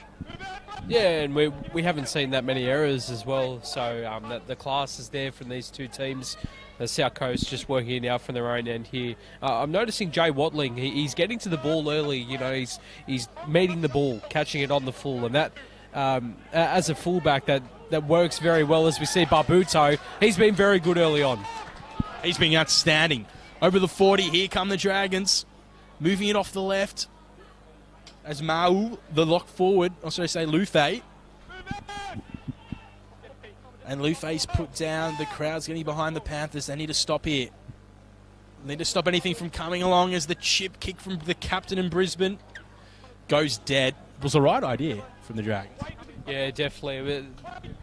Jake Brisbane leading by example there. Nice chip kick. Looking for, I think it's Josh Martin over there on that left-hand side. But the Panthers having to work it away from their own end. Hopefully they can get a penalty somewhere here. They're just doing their best. That's the most important thing you've got to remember. These kids, they're young, they love their football, and they're just trying to do their best for their club, their territory, where they're from. And it's what we love to see. As my co-commentator James knows all about what it takes to play rugby league. And that's what it's all about. Out wide they go, the Panthers, skipping it over the side.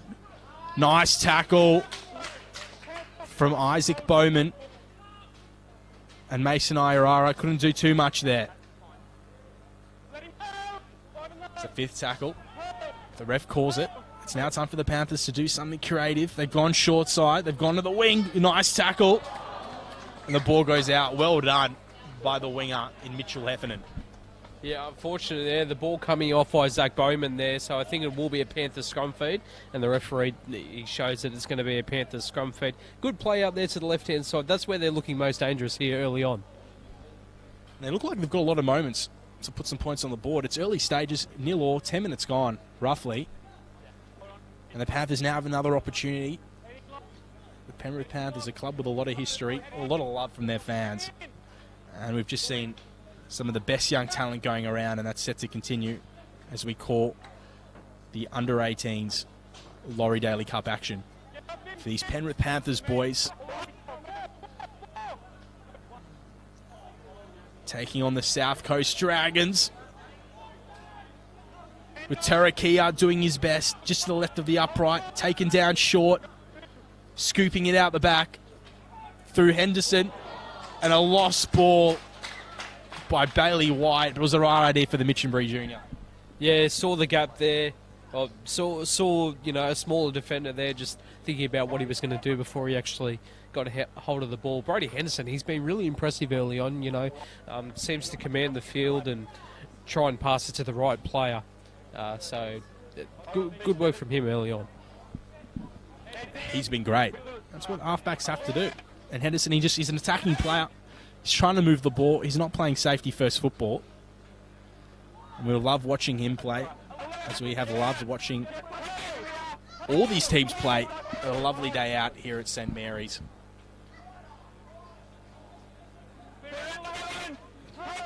All they have to do now, the Dragons, is get themselves out of their own in goal, which they have done. 30 metres out from there, from halfway. It's all about them now. No lacking of the creativity. It's a pay to put down. Player in the ruck, but the ref doesn't see it. Long kick, and that looks like a brilliant kick to me. And the ref may call it. Will he? Just getting some clarification. And looks like it was a 40-20. Great kick. Yeah, great kick, 40-20. You know, they're going to set inside the 20 now. Try and build that pressure. This is the time the Dragons want. They got to claim something now. Plays in the ruck, tired bodies, and all it took was a short pass to the prop forward in Opita, and he crashes over the line. And it just took some tired, lazy defenders from the Panthers to gift the Dragons with a soft try. Well, like I said earlier, this forward pack here from South Coast, they just look big and physical, you know, much bigger than the Panthers forward pack. We see a few players down on the ground here. Hopefully they're all right, but who was it? Opeta with the try there. Just too big, too strong, right over the line. Good short ball movement I've seen here from the forwards as well. Was it easy as you like for the Dragons? A few Panthers players are laying in the ruck. And just took the Dragons to capitalise on their mistakes and put the ball over the try line, just to the right of the uprights. We're about to have a conversion. And we're all about great sportsmanship. And, of course, so is Country Rugby League. And the best and fairest medals for the Andrew Johns and Laurie Daley Cups will pay tribute to two of Country Rugby League's life members with the Ron Lanesbury Andrew Johns Cup and Tom Nilsson Laurie Daley Cup. Medals awarded to the best and fairest player in their respective competitions. Just a reminder, you can watch every single game of this Country Rugby League 2018 Andrew Johns and Laurie Daley Cups, and they'll all be streamed via Bar TV Sports through CRL's Facebook page and website, crlnsw.com.au. That's crlnsw.com.au.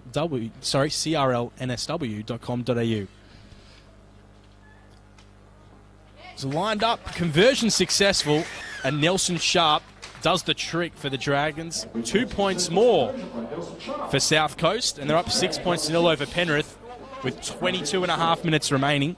It's been a fairly good match to watch. Yeah, well, very back and forth. I think South Coast are just getting the upper hand slightly, so the Panthers have their work cut out for them. They do, and they started slowly. And, of course, the Andrew Johns Cup, but a bounce. The kickoff bounces. Cleaned up, luckily, by Illawarra, but it certainly looked like they weren't going to get their hands on that football. They should have caught it in the breadbasket. It's risky business when you let the ball bounce. It's the crowd clapping their way, supporting their Panthers. There's some subs coming on now. And it looks to be none other than number 16, and Carlin Dean comes on. Another rookie with the blue headgear. It seems like these juniors love their blue. We haven't seen any other colour at the moment. Ball goes up from the skipper in Brisbane. High bomb. Underneath it, it gets cleaned up by Reese Wright. And it's been enjoyable at the moment. The Panthers are just trying to get in amongst the action. Yeah, well, I think South Coast are being a bit lazy here in defence, not seeming to get back on side, but the Panthers, they've got to try and get a penalty or something. The South Coast with the football. Why is it that the Panthers, I guess, academy, the development system's been so good for so many years? Competitions like this, definitely. And just having people around the club to notice talent, talent scouts coming out and saying, we want you at our club for, X amount of years. It's been great. It's the crowd screaming. They know what they want. It's all about what the players want. Scoots that dummy half, tries to go left. They've gone to the right-hand side early on. And Isaac Bowman gets put down. Just trying to move it early, and they do through the skipper in Brisbane. Puts in a crossfield kick. It's pretty much each perfect, isn't it? And it is indeed. Panthers get kept in the in-goal. And that's a great bit of play from Joshua Martin and the skipper in Jake Brisbane. Yeah, nice kick there from Brisbane. Martin chasing through there, the tackle on Ethan Wheeler. Just great pressure in the end there. And the captain, he's been one of the better players on the field so far in the early stages. He hasn't stopped working. And the skipper is full of greatness at the moment. He was great last week, and that's why he's the skipper this week. Steamrolling in. Goes Mao. He doesn't want to be tackled. He just wants to keep going. Well, you might as well part ways for him to score that 4-pointer. So around the bootlaces. Goes to lock forward in El Nature. Just have to take a step back. Screams out Clark, and that's what they'll do. Out the back goes Brisbane. Short ball. Bounces on the paddock. Cleaned up by Watling.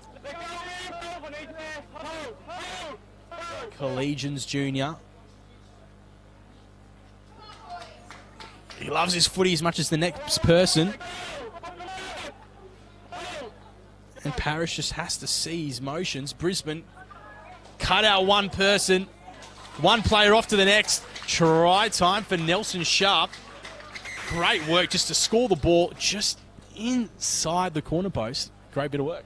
Again, too big, too strong there from Nelson Sharp, but again, great ball movement from Jake Brisbane. Got the man on the outside, and just his ability to get the ball down just made it look too easy.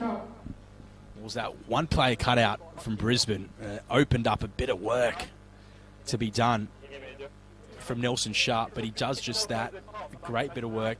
Perfect try. And the Dragons 10-0 up, 18.5 minutes to go in the first half. Seemed like anything was possible, but Penrith just seemed way too out of the league in this match. Yeah, definitely. They just, again, like we said in the under-16s match, they're not defending in numbers, it seems. They're just too physical at the moment, South Coast, but a very difficult attempt at goal here from Nelson Sharp. We saw one in the earlier match from roughly the same position, and I said, oh, well, there's no way he could get this, but he slotted it between the sticks. So Nelson Sharp, he's got his work cut out for him, about 25 metres out, right on that touchline. But who knows? Have you backed him in? I'm going to back him. Usually when I say that, I usually miss, but he has his eye, and I can feel it. I can sense it. Sense a spark. Let's see what they can do. 25 out, opposite touchline. It looks like a decent kick. Will spray just wide, so wasn't to be. Great look, and the Panthers find themselves 10-0 down, 17.5 minutes gone. And the Dragons just keep on going. It's tough for them at the moment, for the Dragons. But that's what it's all about. As is the Andrew Johnson Laurie Daley Cup, providing an opportunity for players throughout country New South Wales to compete at a representative level whilst remaining in their hometowns amongst the support of family and friends as part of the NRL's new pathway models. So it's important we recognise everyone that's helped out this Country Rugby League system. Country Rugby League is about as important as City Rugby League is, if not more important, at the same time. So let's see how they go. It's great to watch. Even better to see. The Dragons dropped the ball, and they just overran that. It was a lack of communication on that front. Yeah, definitely. He's been one of the better players on the field there. Blake Barbuto just unable to find the man. I can't get over Oliver Parrish for an 18-year-old. He's a grown man, really. He is. And you could say the same for a lot of these guys.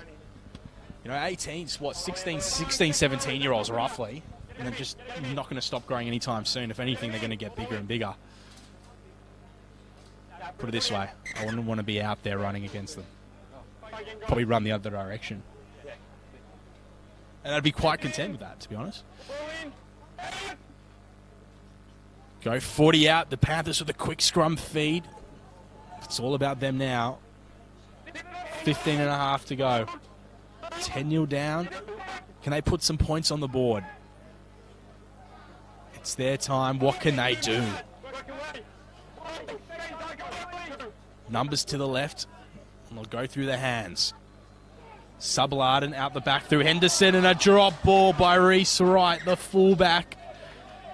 And I've given him raps all afternoon, but he'd like to have that moment again. Well, it was a good idea out the back here with Reese Wright. Nice depth shown there by the Panthers. About 20 metres or so of depth there, but they just couldn't execute, unfortunately. The idea was right, but the execution just a bit poor. And it seems like that's been the sort of telltale of the day. That seems to be the case. Panthers team's lacking a bit of stability where it matters, and we're seeing that this afternoon. It's not content in what they're doing. And here they go with St Mary's Leagues Club. We're at the stadium. We're watching and we're loving what we're seeing. Panthers fans, unfortunately not. That's the complete opposite. With the ropes course to the right of us.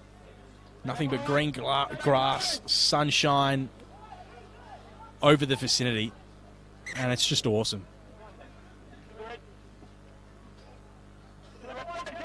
Pure greatness. We love the game of rugby league, as do you.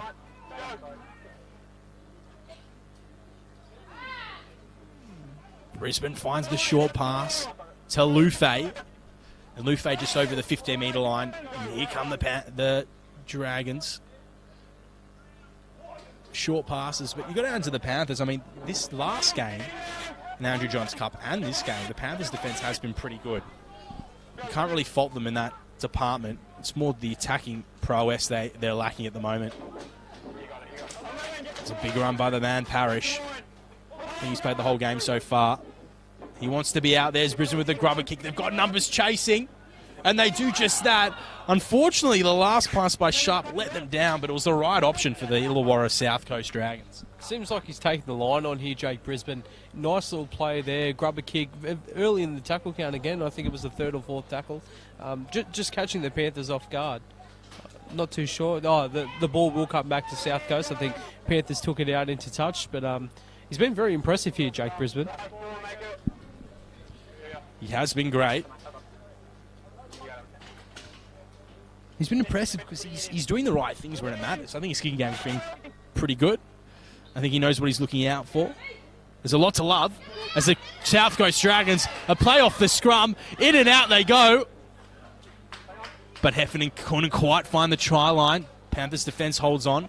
Lovely play out of the scrum. Dragons do it all again. Through Watling, through the hands. Thurston gets put down. What can the Dragons do? Can they make it 14-0 in quick succession? 12 and a half minutes to go. Brisbane, the hot hand. Finds the oncoming Charlie Parrish. We've got two Parrishes in the team, Oliver and Charlie. Brothers in arms, well done. Panthers coming out of the line, making a stop. But the Dragons clean it up. This is their moment. And they spit out of a few tackles, the Dragons, and they get held short 2 metres out from the try line. This is all about the Dragons now. Through their hands, a lovely cutout pass. And you can sincerely thank Liam McPherson for that outstanding vision. Straight to the hands of Bowman, and he gets put down. But Henderson, sorry, McPherson, it's about as great as you'll see pass-wise. No fresh legs at the moment. They're playing with what they've got. Brisbane. Short ball, Scoot himself. He gets put down, couldn't quite find a pass. The Panthers coming out of their line. The ref blows a penalty, so another chance for the Dragons, and you'd have to think that they'd go close to scoring this time around. Well, they should have gone close to scoring before here. Liam McPherson, awesome cut-out pass there to Isaac Bowman, just unable to find Mitchell Heffernan, who was unmarked out here on the right-hand edge. I think Barbuto is going to tap and pass here. Well, another drop ball by the Dragons. I was going to say, if they scored that, it'd be rocking. A cholesterol corner, as they say, out in Wollongong. Fast Food Deluxe. The fans would be going there straight after this game for a meal.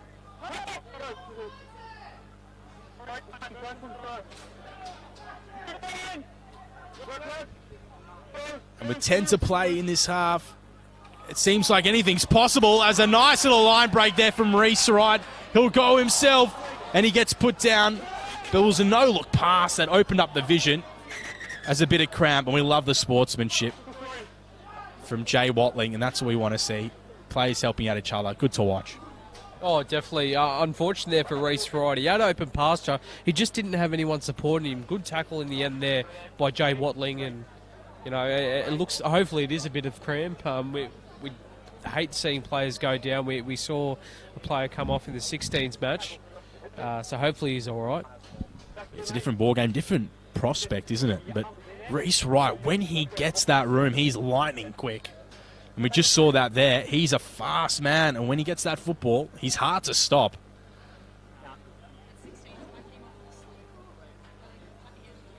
And we just saw that, and just the game before we saw Cooper Askew, the South Coast Dragons, who had a bit of an arm injury, and he's out here in a sling. So it's not good to see. And that was in the Andrew Johns Cup. Got injured in the first half. I hope he's all right, the young man. They need him back next week. There's no doubting that. You need consistency in teams. Flat pass. The Panthers are loving this. In support. Flying plays. Out the back goes Henderson. And a drop ball for the Panthers on the line when they had the chance or went begging.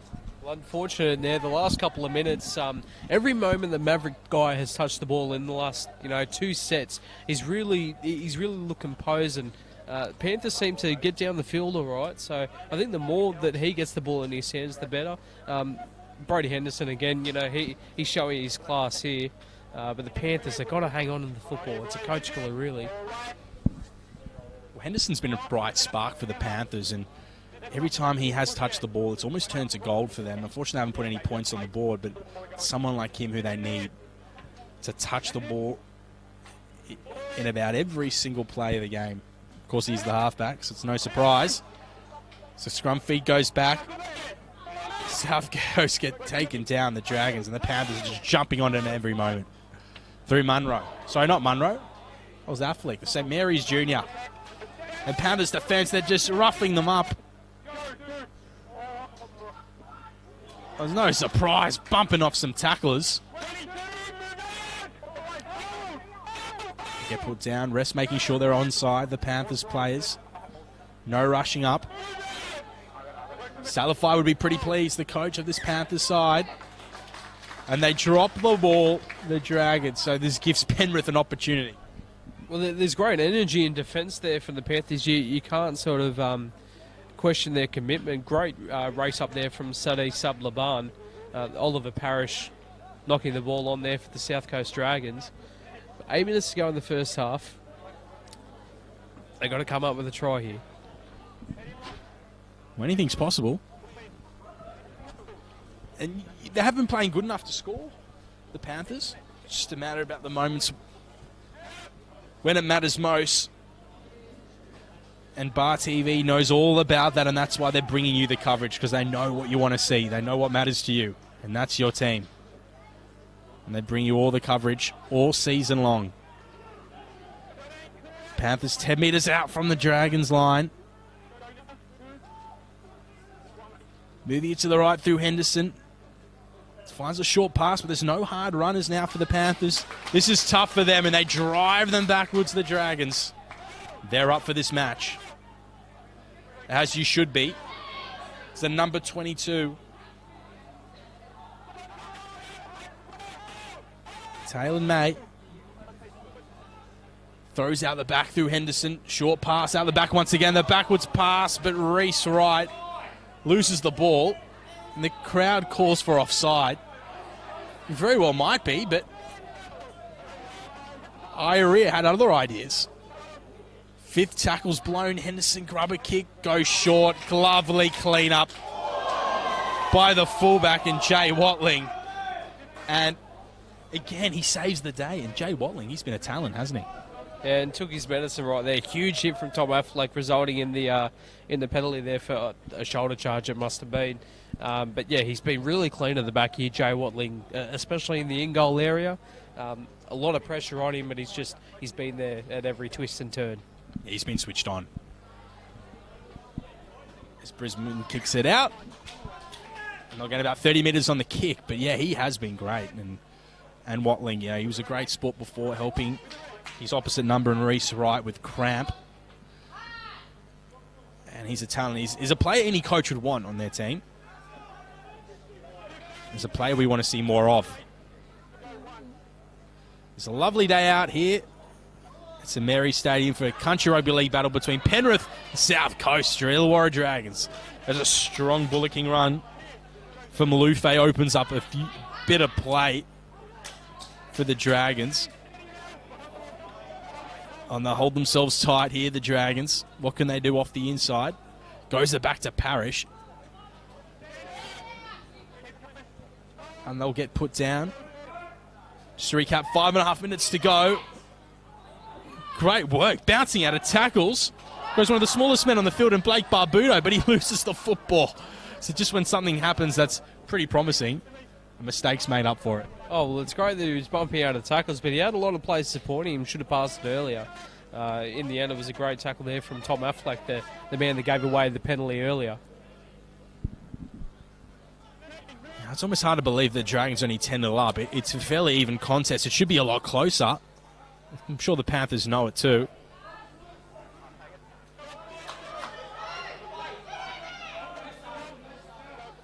The crowd wants his players to get in there. Flat pass. Good tackle. Puts him on his back. And Isaac Bowman has defended his heart out at the moment. A spiralling torpedo in the air. Watling gets underneath it. He does a great job.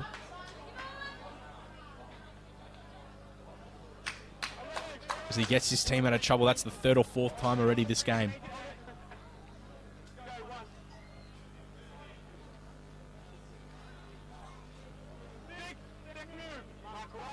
So the Panthers know they need to stop them. No more points for the Dragons this game.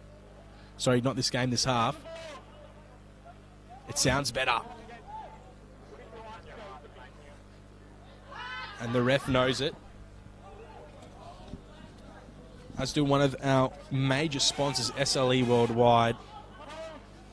Great sponsor, and they have been all year round, and they'll continue to do so. So Crower kick bounces, it stays up just fine for Reese Wright. Let's see if he can hold the ball, and he does so. That was a good set.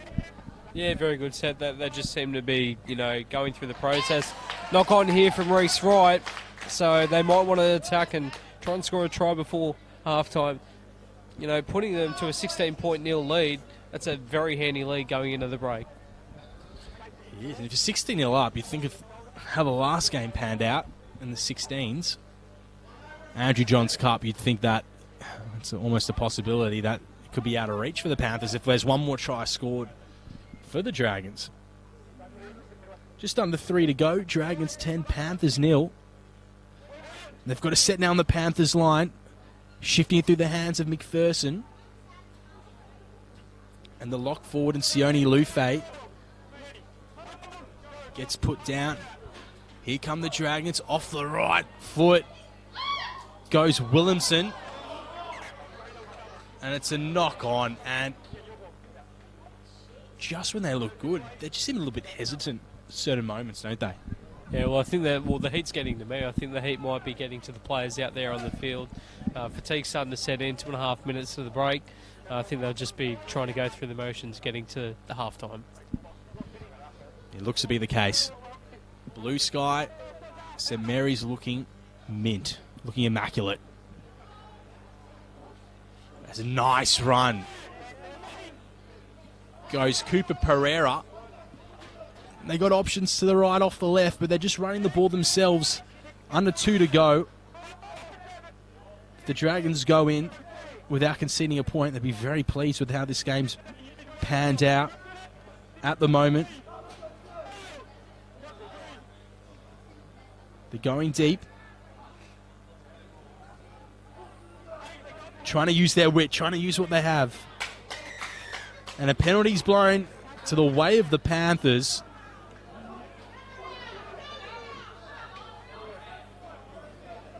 And it just seems to be going back and forth now.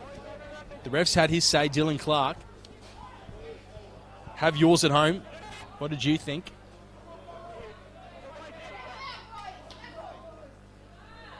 Blowing out tackle, quick movement. Almost a half break around the neck. And a strong tackle. Couldn't quite get there. Would have been a Panthers opportunity. Quick shot ball out wide. Lovely offload.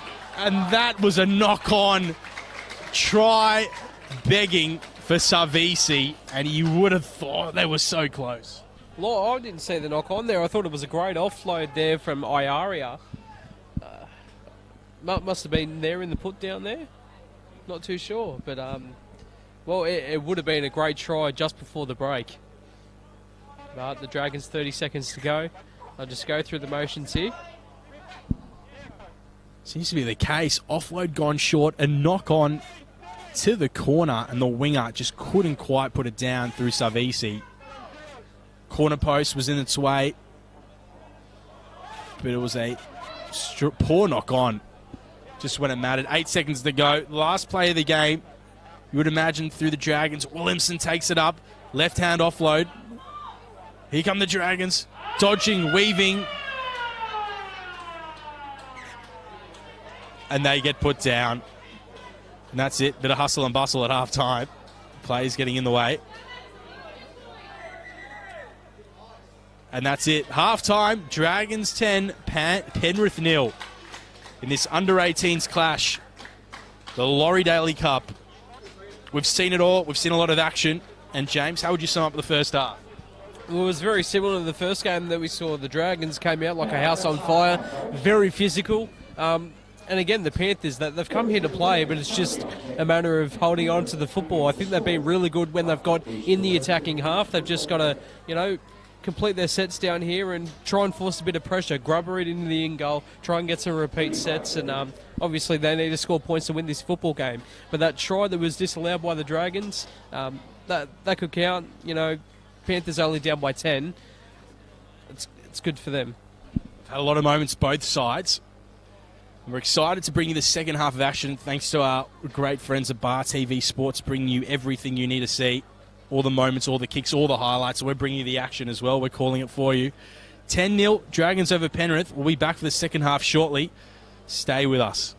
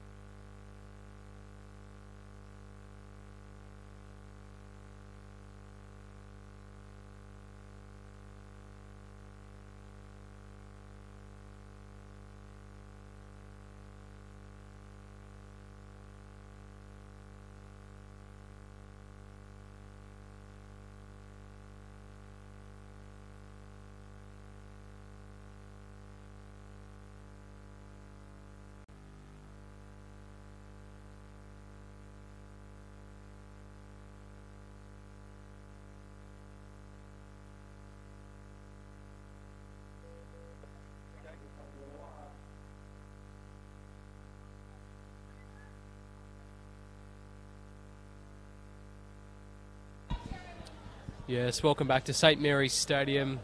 I'm James Robertson, joined by Keane Kramer. I'll be taking you through the second half of this game, and we saw an interesting first half, a very dominant Dragons side. Penrith come to play, but what do you think they need to do in the second half? It's pretty hard to say, to be honest. I think they're doing a really good job attacking. They're holding the ball in decent positions, but I think the penalty factor and the errors are creeping into their game, which certainly doesn't help their cause. So here we are, the second half getting underway as the winger of the Panthers bringing it back. The kick-off there by the captain, Jake Brisbane. It's Ethan Wheeler to bring it back for Penrith. Like we said, they had no problems defending in that first half. The second half, they just need to score a few more points. This looks to be Bailey Wyatt out of Minchinbury. Strong run, brought down by two men. Well, they're almost like men, these 18-year-olds.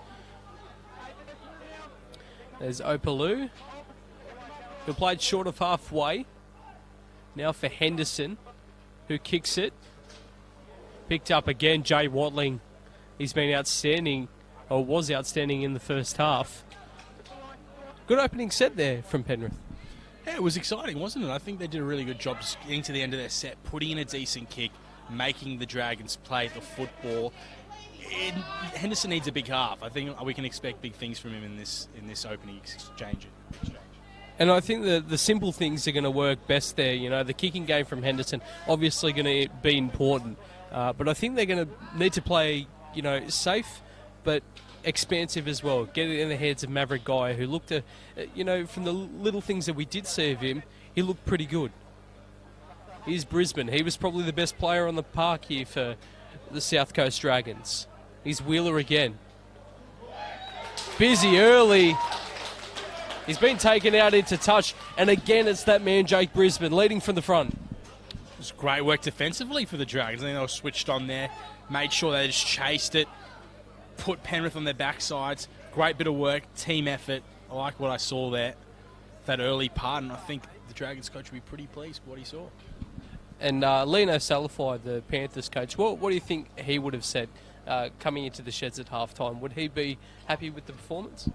For the most part, he would be. I know the fact they're down is a bit of a worry, but I think the way they played their game, they took their chances where they could. I know they couldn't score, but offensively they were quite open. They didn't quite play towards the middle of the park, so I think overall he'd be pretty pleased. Well, in the first half, they were pretty impressive in attack, the Dragons. Let's see what they've got in store in the second half as Sione Lufe brings it to the 20-metre line. Barbuto out of dummy half. Finds the man in the blue headgear. Carlin Dean carrying defenders and gets to within 5. Left side they come. Lufe to Brisbane. Out the back, Watling gives it away to the centre in Nelson Sharp. He already has one try. Try to bag a second there. I think we might... No, incorrect. Play the ball. And I said this early in the first game. They've been trying to crack down on this, the referees. I think it's a good move. It's going to be a bit painful to see these ruck penalties, but it's good to see them getting the play the balls right. It's costly, isn't it? And both teams have been doing it. Even the game before in the Andrew Johns Cup, it was the same story. Just bad play the balls, but it's simple things, isn't it, that really are hurting both sides. Yes, and you are watching live coverage of the Under-18s Laurie Daley Cup here. The Illawarra South Coast Dragons. It's here we have a break by the number 15. He's shared there, and now it is Reece Wright who's brought down. It was Tom Affleck there with the initial break. Now Henderson out to the left-hand side. It comes with Xavier Vailiko Savisi. And he's brought down 5 metres short from the line. Still early in the tackle count. He goes himself, the number 3. And he's been held up there. Mason Iaria. Great break there from Tom Affleck. Oh, it was lovely, wasn't it? And it was just that lapse in concentration for the Dragons. And they capitalised on that, the Panthers. Well done by Affleck. Didn't quite get the support, but it was the right option. Great play and they executed it well. Good support there from the fullback in Reece Wright. He was one of their better players in the first half, but great scramble defence from the Dragons. So last tackle here for the Panthers. Out to the right-hand side they come with Henderson, Sublaban, dummy, steps, slips, has some pace, does a 360, back to Henderson. Henderson now for the crossfield kick.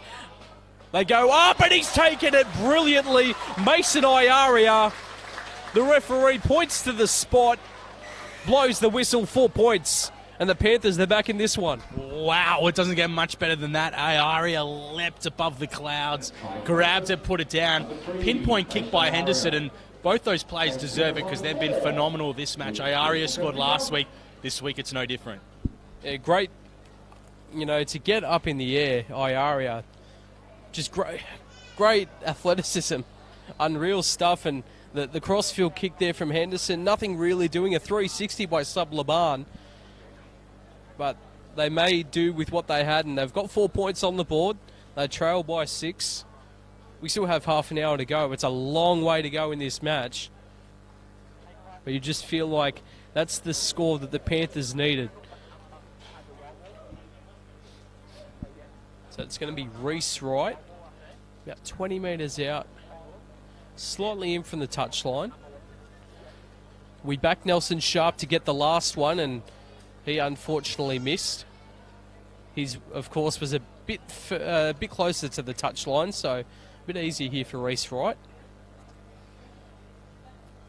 He's been pretty good for the Panthers today, but we haven't seen him with the boots, so let's see how he goes.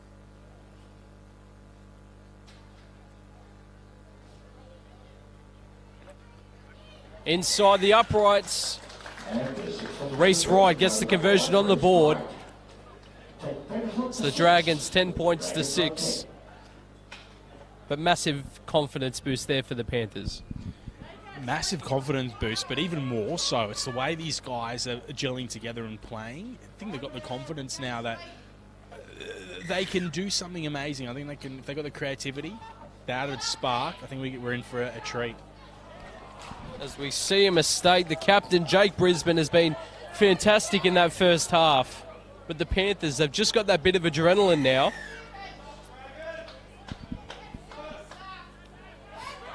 And you see the heads here, the Panthers, they're up. They're ready to play.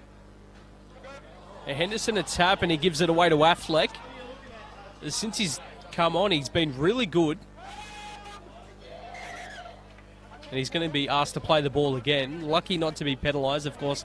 The new ruck rule, wanting players to play the ball properly. He is the number 12 in Bailey White, the Minchinbury Junior. Reed Porter. Way for El Nashir. And Sublabar. Unfortunately, here's the big fella, gives it away. And it's the 14, James Sarah. Bit of speed there from Oliver Parrish. And here comes the big man again, Parrish. Almost 4 men to bring him down. The Dragons wanting to make the most of this, and a player in the ruck. A cheeky penalty there from the Dragons. It was cheeky. They went to work. I actually don't even think there's a real problem on the floor with an injury. I think it was just smart tactics. I think they did a really good job there, Illawarra, and the way they've managed to get themselves out of trouble is quite impressive, considering they've been on the back foot the whole second half. Well, I think it's Hannah El Nashir who might have to be interchanged here. Maybe a concussion protocol. Not too sure if we have this in the under-18s, but best to get him off and make sure he's okay. Applause there by the crowd, and we'll see the number 17, Luke Jennings, make his way onto the park. A Brothers Junior, as well as many Panthers, one of which Nathan Cleary, also a Brothers Junior. I'll take the tap here with Baruto. And another drop football. Well, Lufe, he's been really good as well, but a lot of early drops, especially early in the set. Yeah, it's early, and it's a coach killer. It's not something that would be after, and Panthers, I mean, they're only down by 4 points, but the way they've been playing in the second half, they are the better side. I don't think the Dragons should be too content just yet. Well, very, very good first half by the Dragons, but the Panthers have come out in this second half, and they look a completely different side. Here's Henderson. Gets it out. Some outside speed here from the Panthers. Another drop football. And no advantage played, so it will be a scrum feed back 35 metres out for the Dragons. These errors are absolute coach killers. Fine day out here at St Mary's Stadium. Almost no clouds in the sky. There's a bit of clouding to the left of myself and Kian. But a beautiful venue to play a game of rugby league. Out from the scrum, here is Jake Brisbane. Breaks through one tackle, breaks through another, keeps going, and he's over the 20-metre line. So 15 metres out here for the Illawarra Dragons. Comes to the halfback, and now Lufay. Brought down there by 3, 5 short of the line. Baruto. Now away to McPherson. Very nice cutout pass in the first half. Just takes his medicine there and takes the tackle. Baruto. Now to Oliver Parrish. Deserves a try. But he's going to be held up. Great defence from the Panthers. Well, they want to play on quickly here, the Dragons. Barbuto. McPherson. Out the back. Great tackle. There by the number 3, Mason Iaria. But I think he's going to be penalised here for a shoulder charge. What are your thoughts on that? It was a bit touch and go, I would have thought, James. I think the way they came out of their line, yeah, fair enough. I think the way it was rushed out could have been accidental for the most part, but safety first for the players, and it looks to be in a world of strife. Especially at this younger age group where there may be players... I know there's been talks, especially in younger age groups, about having a weight division instead of an age division. But, you know, at the end of the day, it's a referee's call, and we've got Jay Watling down on the ground. We don't want to see that at the end of the day, so perhaps he's made the right call on this occasion. We see some interchange players. I believe it's Taylor May making his way onto the field in jersey number 22. And Dane Terecchia, who played pretty well in that first half as well.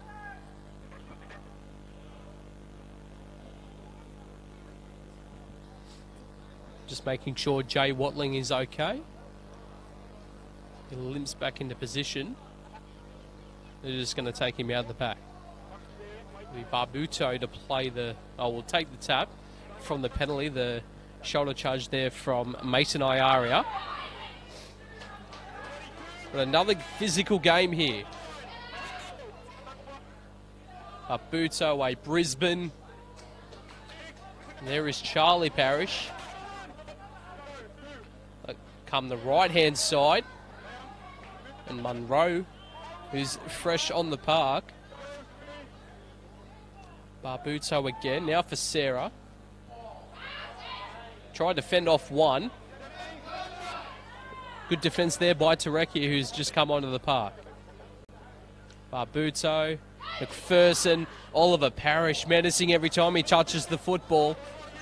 And again, 3 men bring him down. Quick play the ball. Barbuto out the back here for Brisbane. Grub a kick.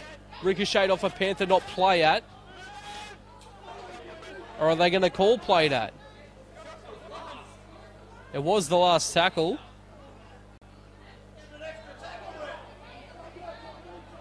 So I think it was a repeat set. No signal by the referee, so we'll just resume play here. Here's the 15 in Munro, and he's gotten over. So some confusion there on the tackle count. I do believe it was a repeat set. Ball off the Panthers, but it is a try there from Munro, 14 points to 6. Yeah, and it was a super sub as well. I believe it was Amon Munro. He's come on the field, fresh legs, went off his right foot, skipped to his left, close to the line. He's got that added power, bit of aggression, and the speed.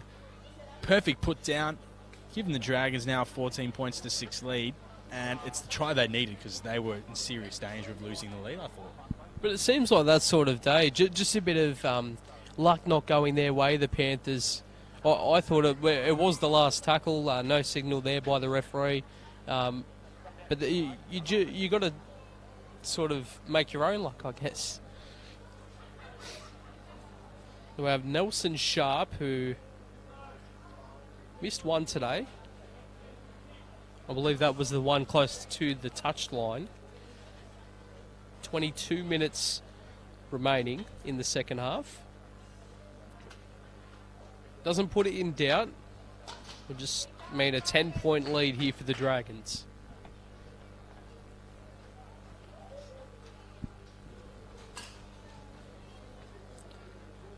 I'm sure the coach, James Graham, will be very happy with their performance. As Nelson Sharp splits the uprights. The Dragons, 16. They lead the Panthers by 10 points.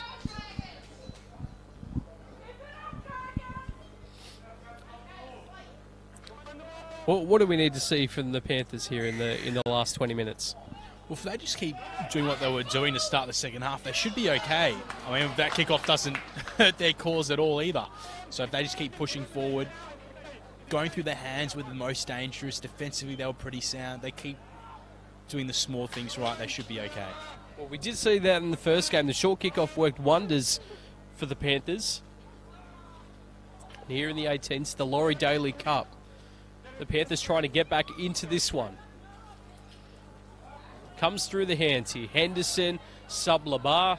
Here's Cooper Pereira. Works through. Here's Reese Wright. And he's brought down the number 16 there, Carlin Dean. The man with the blue headgear. Out of dummy half now goes Harrison Reed Porter. As easy as you like. And they hit straight back. Some simple work there from the dummy half, Harrison Reed Porter. The score 16 points to 10. Oh, it was very simple, wasn't it? At a dummy half, the Dragons just couldn't keep up. They were caught napping in defence. He read that perfectly, sniffed it out, put the ball down to the left of the uprights. Perfect try for the Panthers. Now they're down 16 points to 10. Kick to come right in front of the post, really. Should make it 16-12. We've got a game in our hands. Well, yeah, he should throw it over, as they say. Got young blokes like Wade Egan and Tyrone May coming up through the ranks at Penrith. Maybe Harrison Reed Porter is the next player to come up through the ranks. Maybe all the players that you see here will come up through the ranks at either Penrith or St George Illawarra. We have Reese Wright. Converted the first try. Looks to make it 2 from 2 today. Adjacent to the upright, so it should be pretty easy. But we don't want to put the commentator's curse on him at all. Probably been one of the standout players from Penrith today as well, Reese Wright. St Clair Jr. Players coming from that club like Dallin Wateni Zalesniak, Tepai Maroa.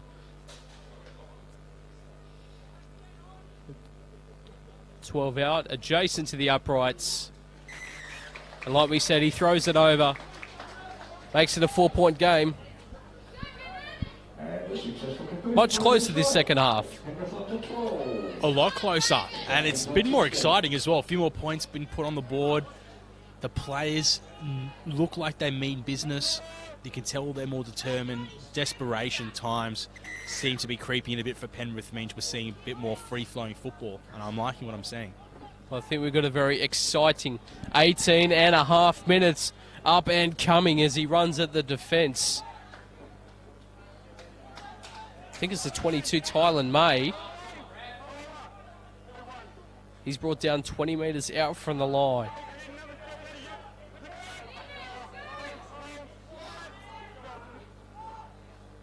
Through the hands, here's Maverick Geyer. They met hard in defence. They know they had to. Ethan Wheeler dealing with a bit of cramp there. Here is Cooper Pereira, who's played pretty well in the last 5 to 10 minutes. This right-hand side looks pretty menacing. Reed Porter, Sublabar. Wait now for May. Good offload. Goes back about 10 metres. Reed Porter looking to put a kick in. No. Dummies and then men in defence there. Good tackle by Charlie Parrish. Short side though comes Sublabar. Just looks to grubber it into touch. Left alone there by Joshua Martin. But a great set after points. Great kick by Sublabar. Scrum feed 10 metres out for the Dragons. I was going to say, it was an inch perfect kick by Sublavar. They needed a break. You could see some of the bodies out in the back play, having a breather, kicking back. I think that was a kick that just settled things down a little bit. And you can see the fatigue starting to set in. Maverick Geyer and Reese Wright both being attended to by staff. Hopefully they're okay, but I think it's just the fatigue setting in. It has become quite a warm day out here. It was nice and sunny before, but I think the heat's just started to come in the late afternoon here in St Mary's. With 16.5 minutes to go, a 4-point lead. As Jake Brisbane feeds the scrum. Here's the number 2 there, Josh Martin. 15 metres out from his line. Barbuto away to Ma'u. Now away to the number 5, Mitchell Heffernan. Showing his speed. Stepping around defenders. And then muscled back there by the number 8 and Dane Terekia from Penrith. The penalty finally given away. We see Oliver Parrish coming from the field. Huge minutes there from the big fella Oliver Parrish. Yeah, the way he's been playing, he reminds me of Mark O'Mealy. Just a hard-running player. He's got the same similar setup, body build. I just think it's a perfect player you can compare him to, and he has been flat out today. And you're completely right there, James. I think he's been one of the star players of today's game. Well, I was going to say exactly that. Mark O'Mealy, David Clem, they both come to mind when I see someone like Oliver Parrish, but huge minutes and a great performance. I think the coach will be very happy with his performance here today. So Brisbane hands it off there to Opeta. The other prop forward hasn't yet come off the field. Barbuto now away for Ma'u. Try to show and go, try to shrug off a defender or two. He'll play at 30 metres out from the line. Barbuto now away, and here is Opeta again. 2 hit-ups in this set. Last tackle. What does Brisbane have in store for us? They come the short side, grub a kick into the in-goal. It could be close, and I think it's just gone dead in goal. And it will be a 20 tap. Unfortunate result there from a decent kick there from Jake Brisbane. Yeah, I liked it. And Jake's had a great kicking game so far this game. I mean, everything that he's done has almost worked out to his favour. I think that grubber kick to the in-goal, obviously it went dead, but it almost got the reward that it needed. But if he keeps kicking the way he's doing at the moment, I think he'll put them in a good position. Yeah, definitely. He's been one of the stars on show here for both sides, really. As Penrith, with the good field position, they make it up to halfway here with Mason Iaria. Centre's putting in a lot of work. He's Brody Henderson.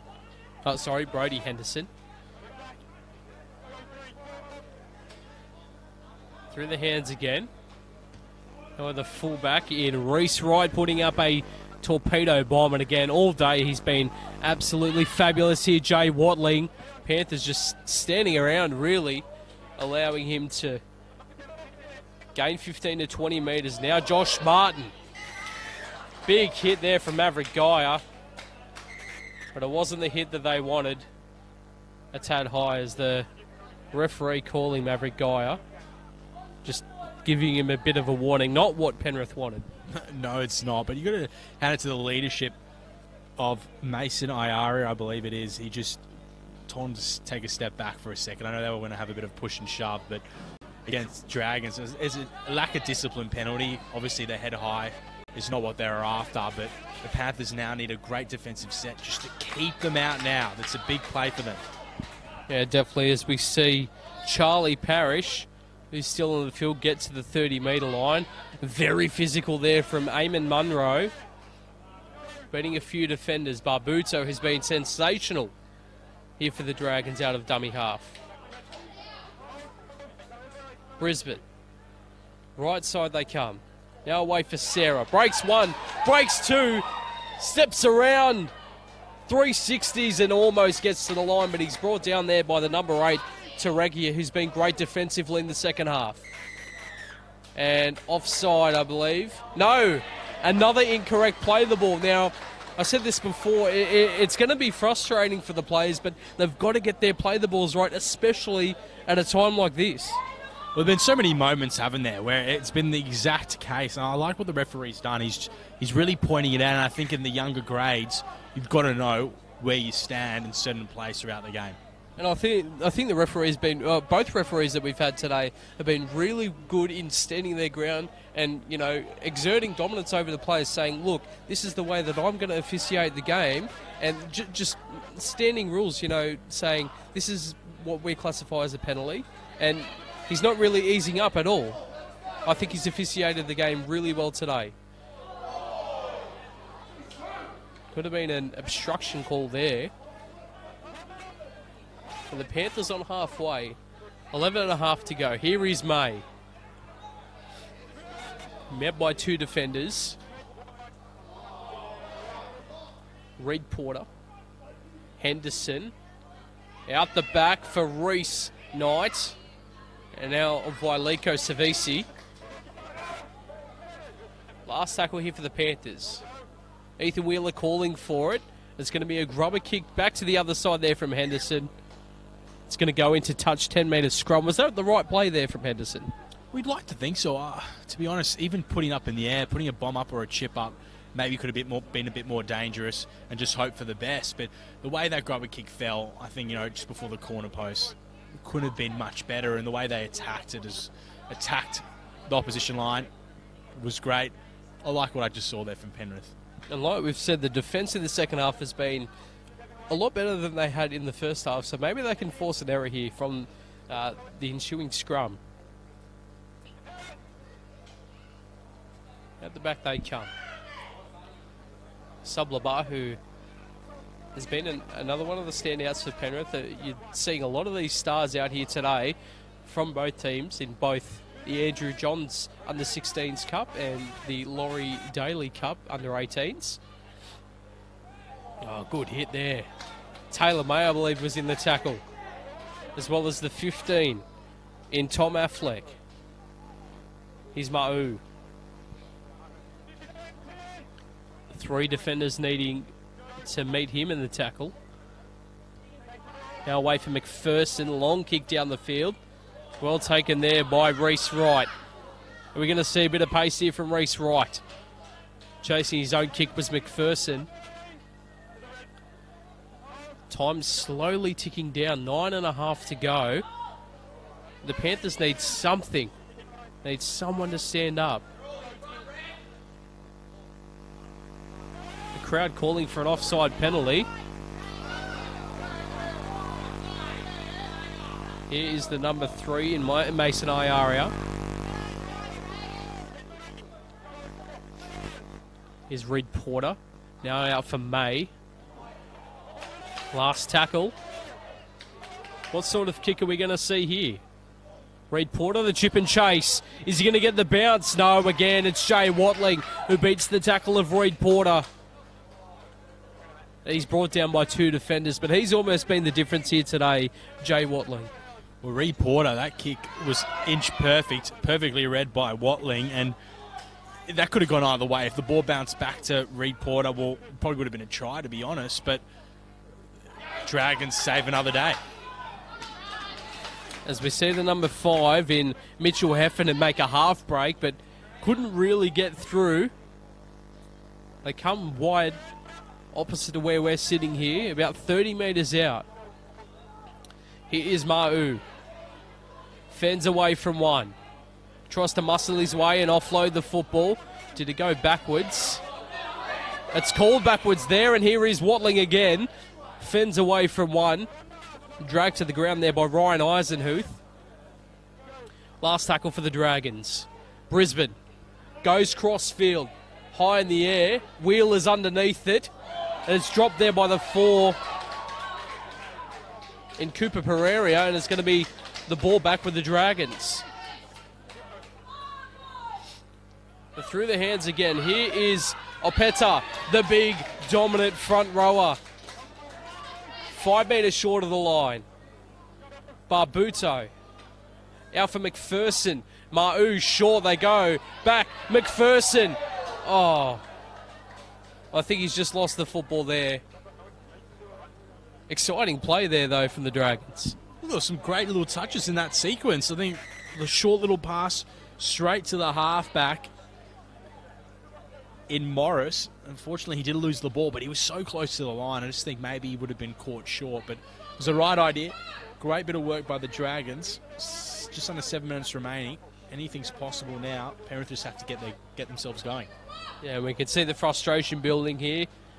Guy in amongst others sort of coming together, butting heads, a bit of biff. But they need to compose themselves in the final 6.5 minutes. They're only down by 4, so one try will tie it up, and a conversion will lead them to a victory. They're going to reset the scrum here. But who are you looking to for the Panthers to give that bit of spark? Well, one person that's been quite quiet is Sublaban, but I think just the halves in general. They were great the first half. Second half they started well. Sort of fell off the radar a little bit towards the back end of this game. They just need their hands on the football, and I think magic will happen. Oh, I think if their forwards can get an offload and give it out, these halves, give it out to the outside backs, they've got some nice outside speed. I think we might see a try. So Nufe in there in the tackle. Here is Tom Affleck. 40 metres out. Still calling for the offside, the fans. Here's Henderson. Away it comes, and now for Reece Wright. Great legs tackle there. I think it was Mitchell Heffernan. Great defensive play there. Henderson looking for some space. Gets the offload away. Great flick pass, but it's to the wrong player. Now Barbuto gives it away to Nufe. And Nufe will be brought down. Well, I don't think I've seen a better flick pass to another player in my life. That sounds about right. Now let's see what the Dragons are doing halfway. It's all exciting plays at the moment, but again, stupid pass to throw when you're down by 4. And a big physical man there. Dwayne Williamson. But the Panthers bring him down. 4 to take him down. Short play there. Barbuto. The physicality in this one. They're desperate. Each team to score a try and win the game for their team. Here's Williamson again. 2 to bring him down that time. Last tackle for the Dragons. Barbuto. Brisbane. And yeah, just a bit of class there. Could have kicked it into the in goal, but just taking it out of play. Giving his players a bit of a breather. We had to do it. It was the right play. That's a captain's knock right there. Brisbane, perfect work. As you said, James, give them the break. See how they go. 4 minutes remaining. All it takes is just to play through the motions now. I don't think they'll be chancing their arm just yet. Yeah, 4 minutes to go. You'd think there's still a try in this one, whether it goes to the Dragons or the Panthers. Remains to be seen. Sublabar, the man to feed the scrum here for Penrith. Here comes the winger in Ethan Wheeler. He's had a very good second half. Reed Porter. Henderson. Out to the outside speed in Iaria. He's met there with the great defence of the Dragons. Henderson tried to pass. Gathered back in before he knocked the football on. Here's the dummy and go there from Ryan Eisenhuth. Gets the offload away. There's Luke Jennings. Bit of hot potato footy here from the Panthers. Through the hands, Affleck. Shrugs one off. Tried to get the offload away, but couldn't. Here's Reed Porter. Sublabar. Big bomb. It looks to go out on the full. 3 minutes to go. We're going to need to see something special here from the Panthers. We saw it in the first game, and we're going to see it here in this second game. Well, it was a poor kick by Sublavan. If he had his time over, I'm sure he probably would have looked to go long instead of a short, depth little kick. But in saying that, it's now the time for Panthers just to forget about what they just did and just focus on what's ahead. 2.5 to go. The Dragons leading Penrith by 4. Goes away to the prop forward, Opaloo.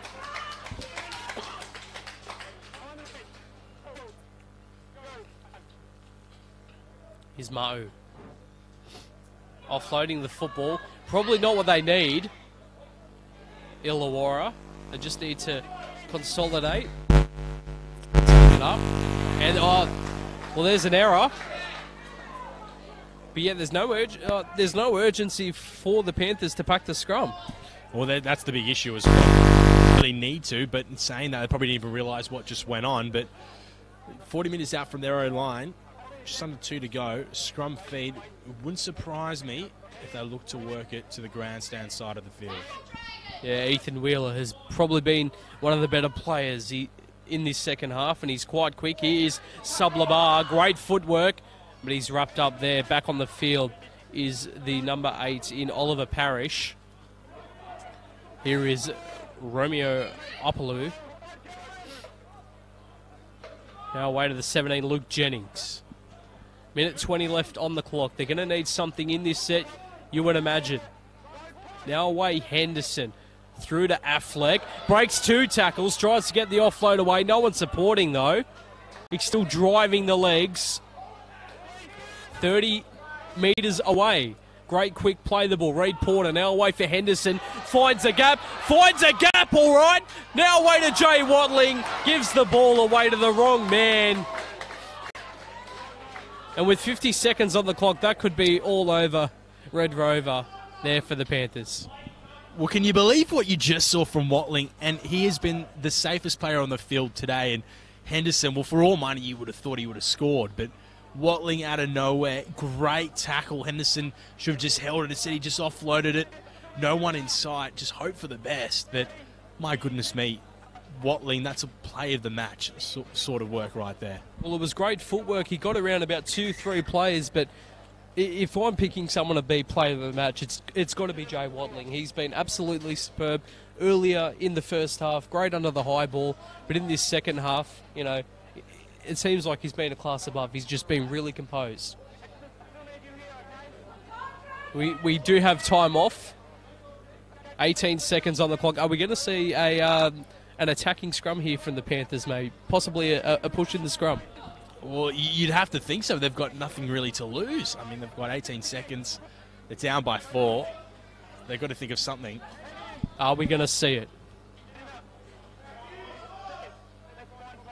Oh, they're going to be asked to reset the scrum here.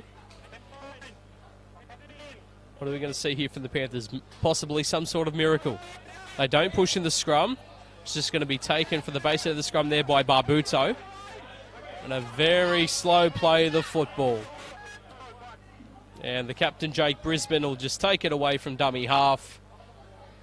Drag out the final 3 seconds of this one. There's the siren. And the South Coast Illawarra Dragons are successful.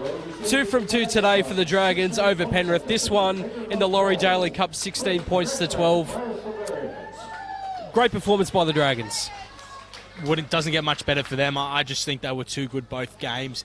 This game, they were a little bit more switched on, smarter in what they did as well. Panthers, on the other hand, just couldn't quite get their act together. Just a little bit too late for them, but yeah, just too smart. The Dragons, both sets of occasions. I think they got the players down the coast to really cause some havoc in this country rugby league season. And a loss for the Panthers, only by 4 points, but in such a short competition, they really need to bounce back next week, you'd think. Well, they've got a lot to do. I think lack of discipline, I think, cost them in both games because they weren't far off on either occasion, but I think that's the biggest thing for them. As soon as they work on that, I think they'll be better for it. Well, great to see. You see the halfback, Brody Henderson, and another player from the Panthers embracing there. A great camaraderie, not only with the players within their own clubs, but as soon as the siren goes, there's a lot of love out there between the players from the opposite teams. Oh, there is, and I wouldn't be surprised if some of these guys have met each other before in a state team or elsewhere. They probably heard about each other, so yeah, I love the love and I love the sportsmanship as well.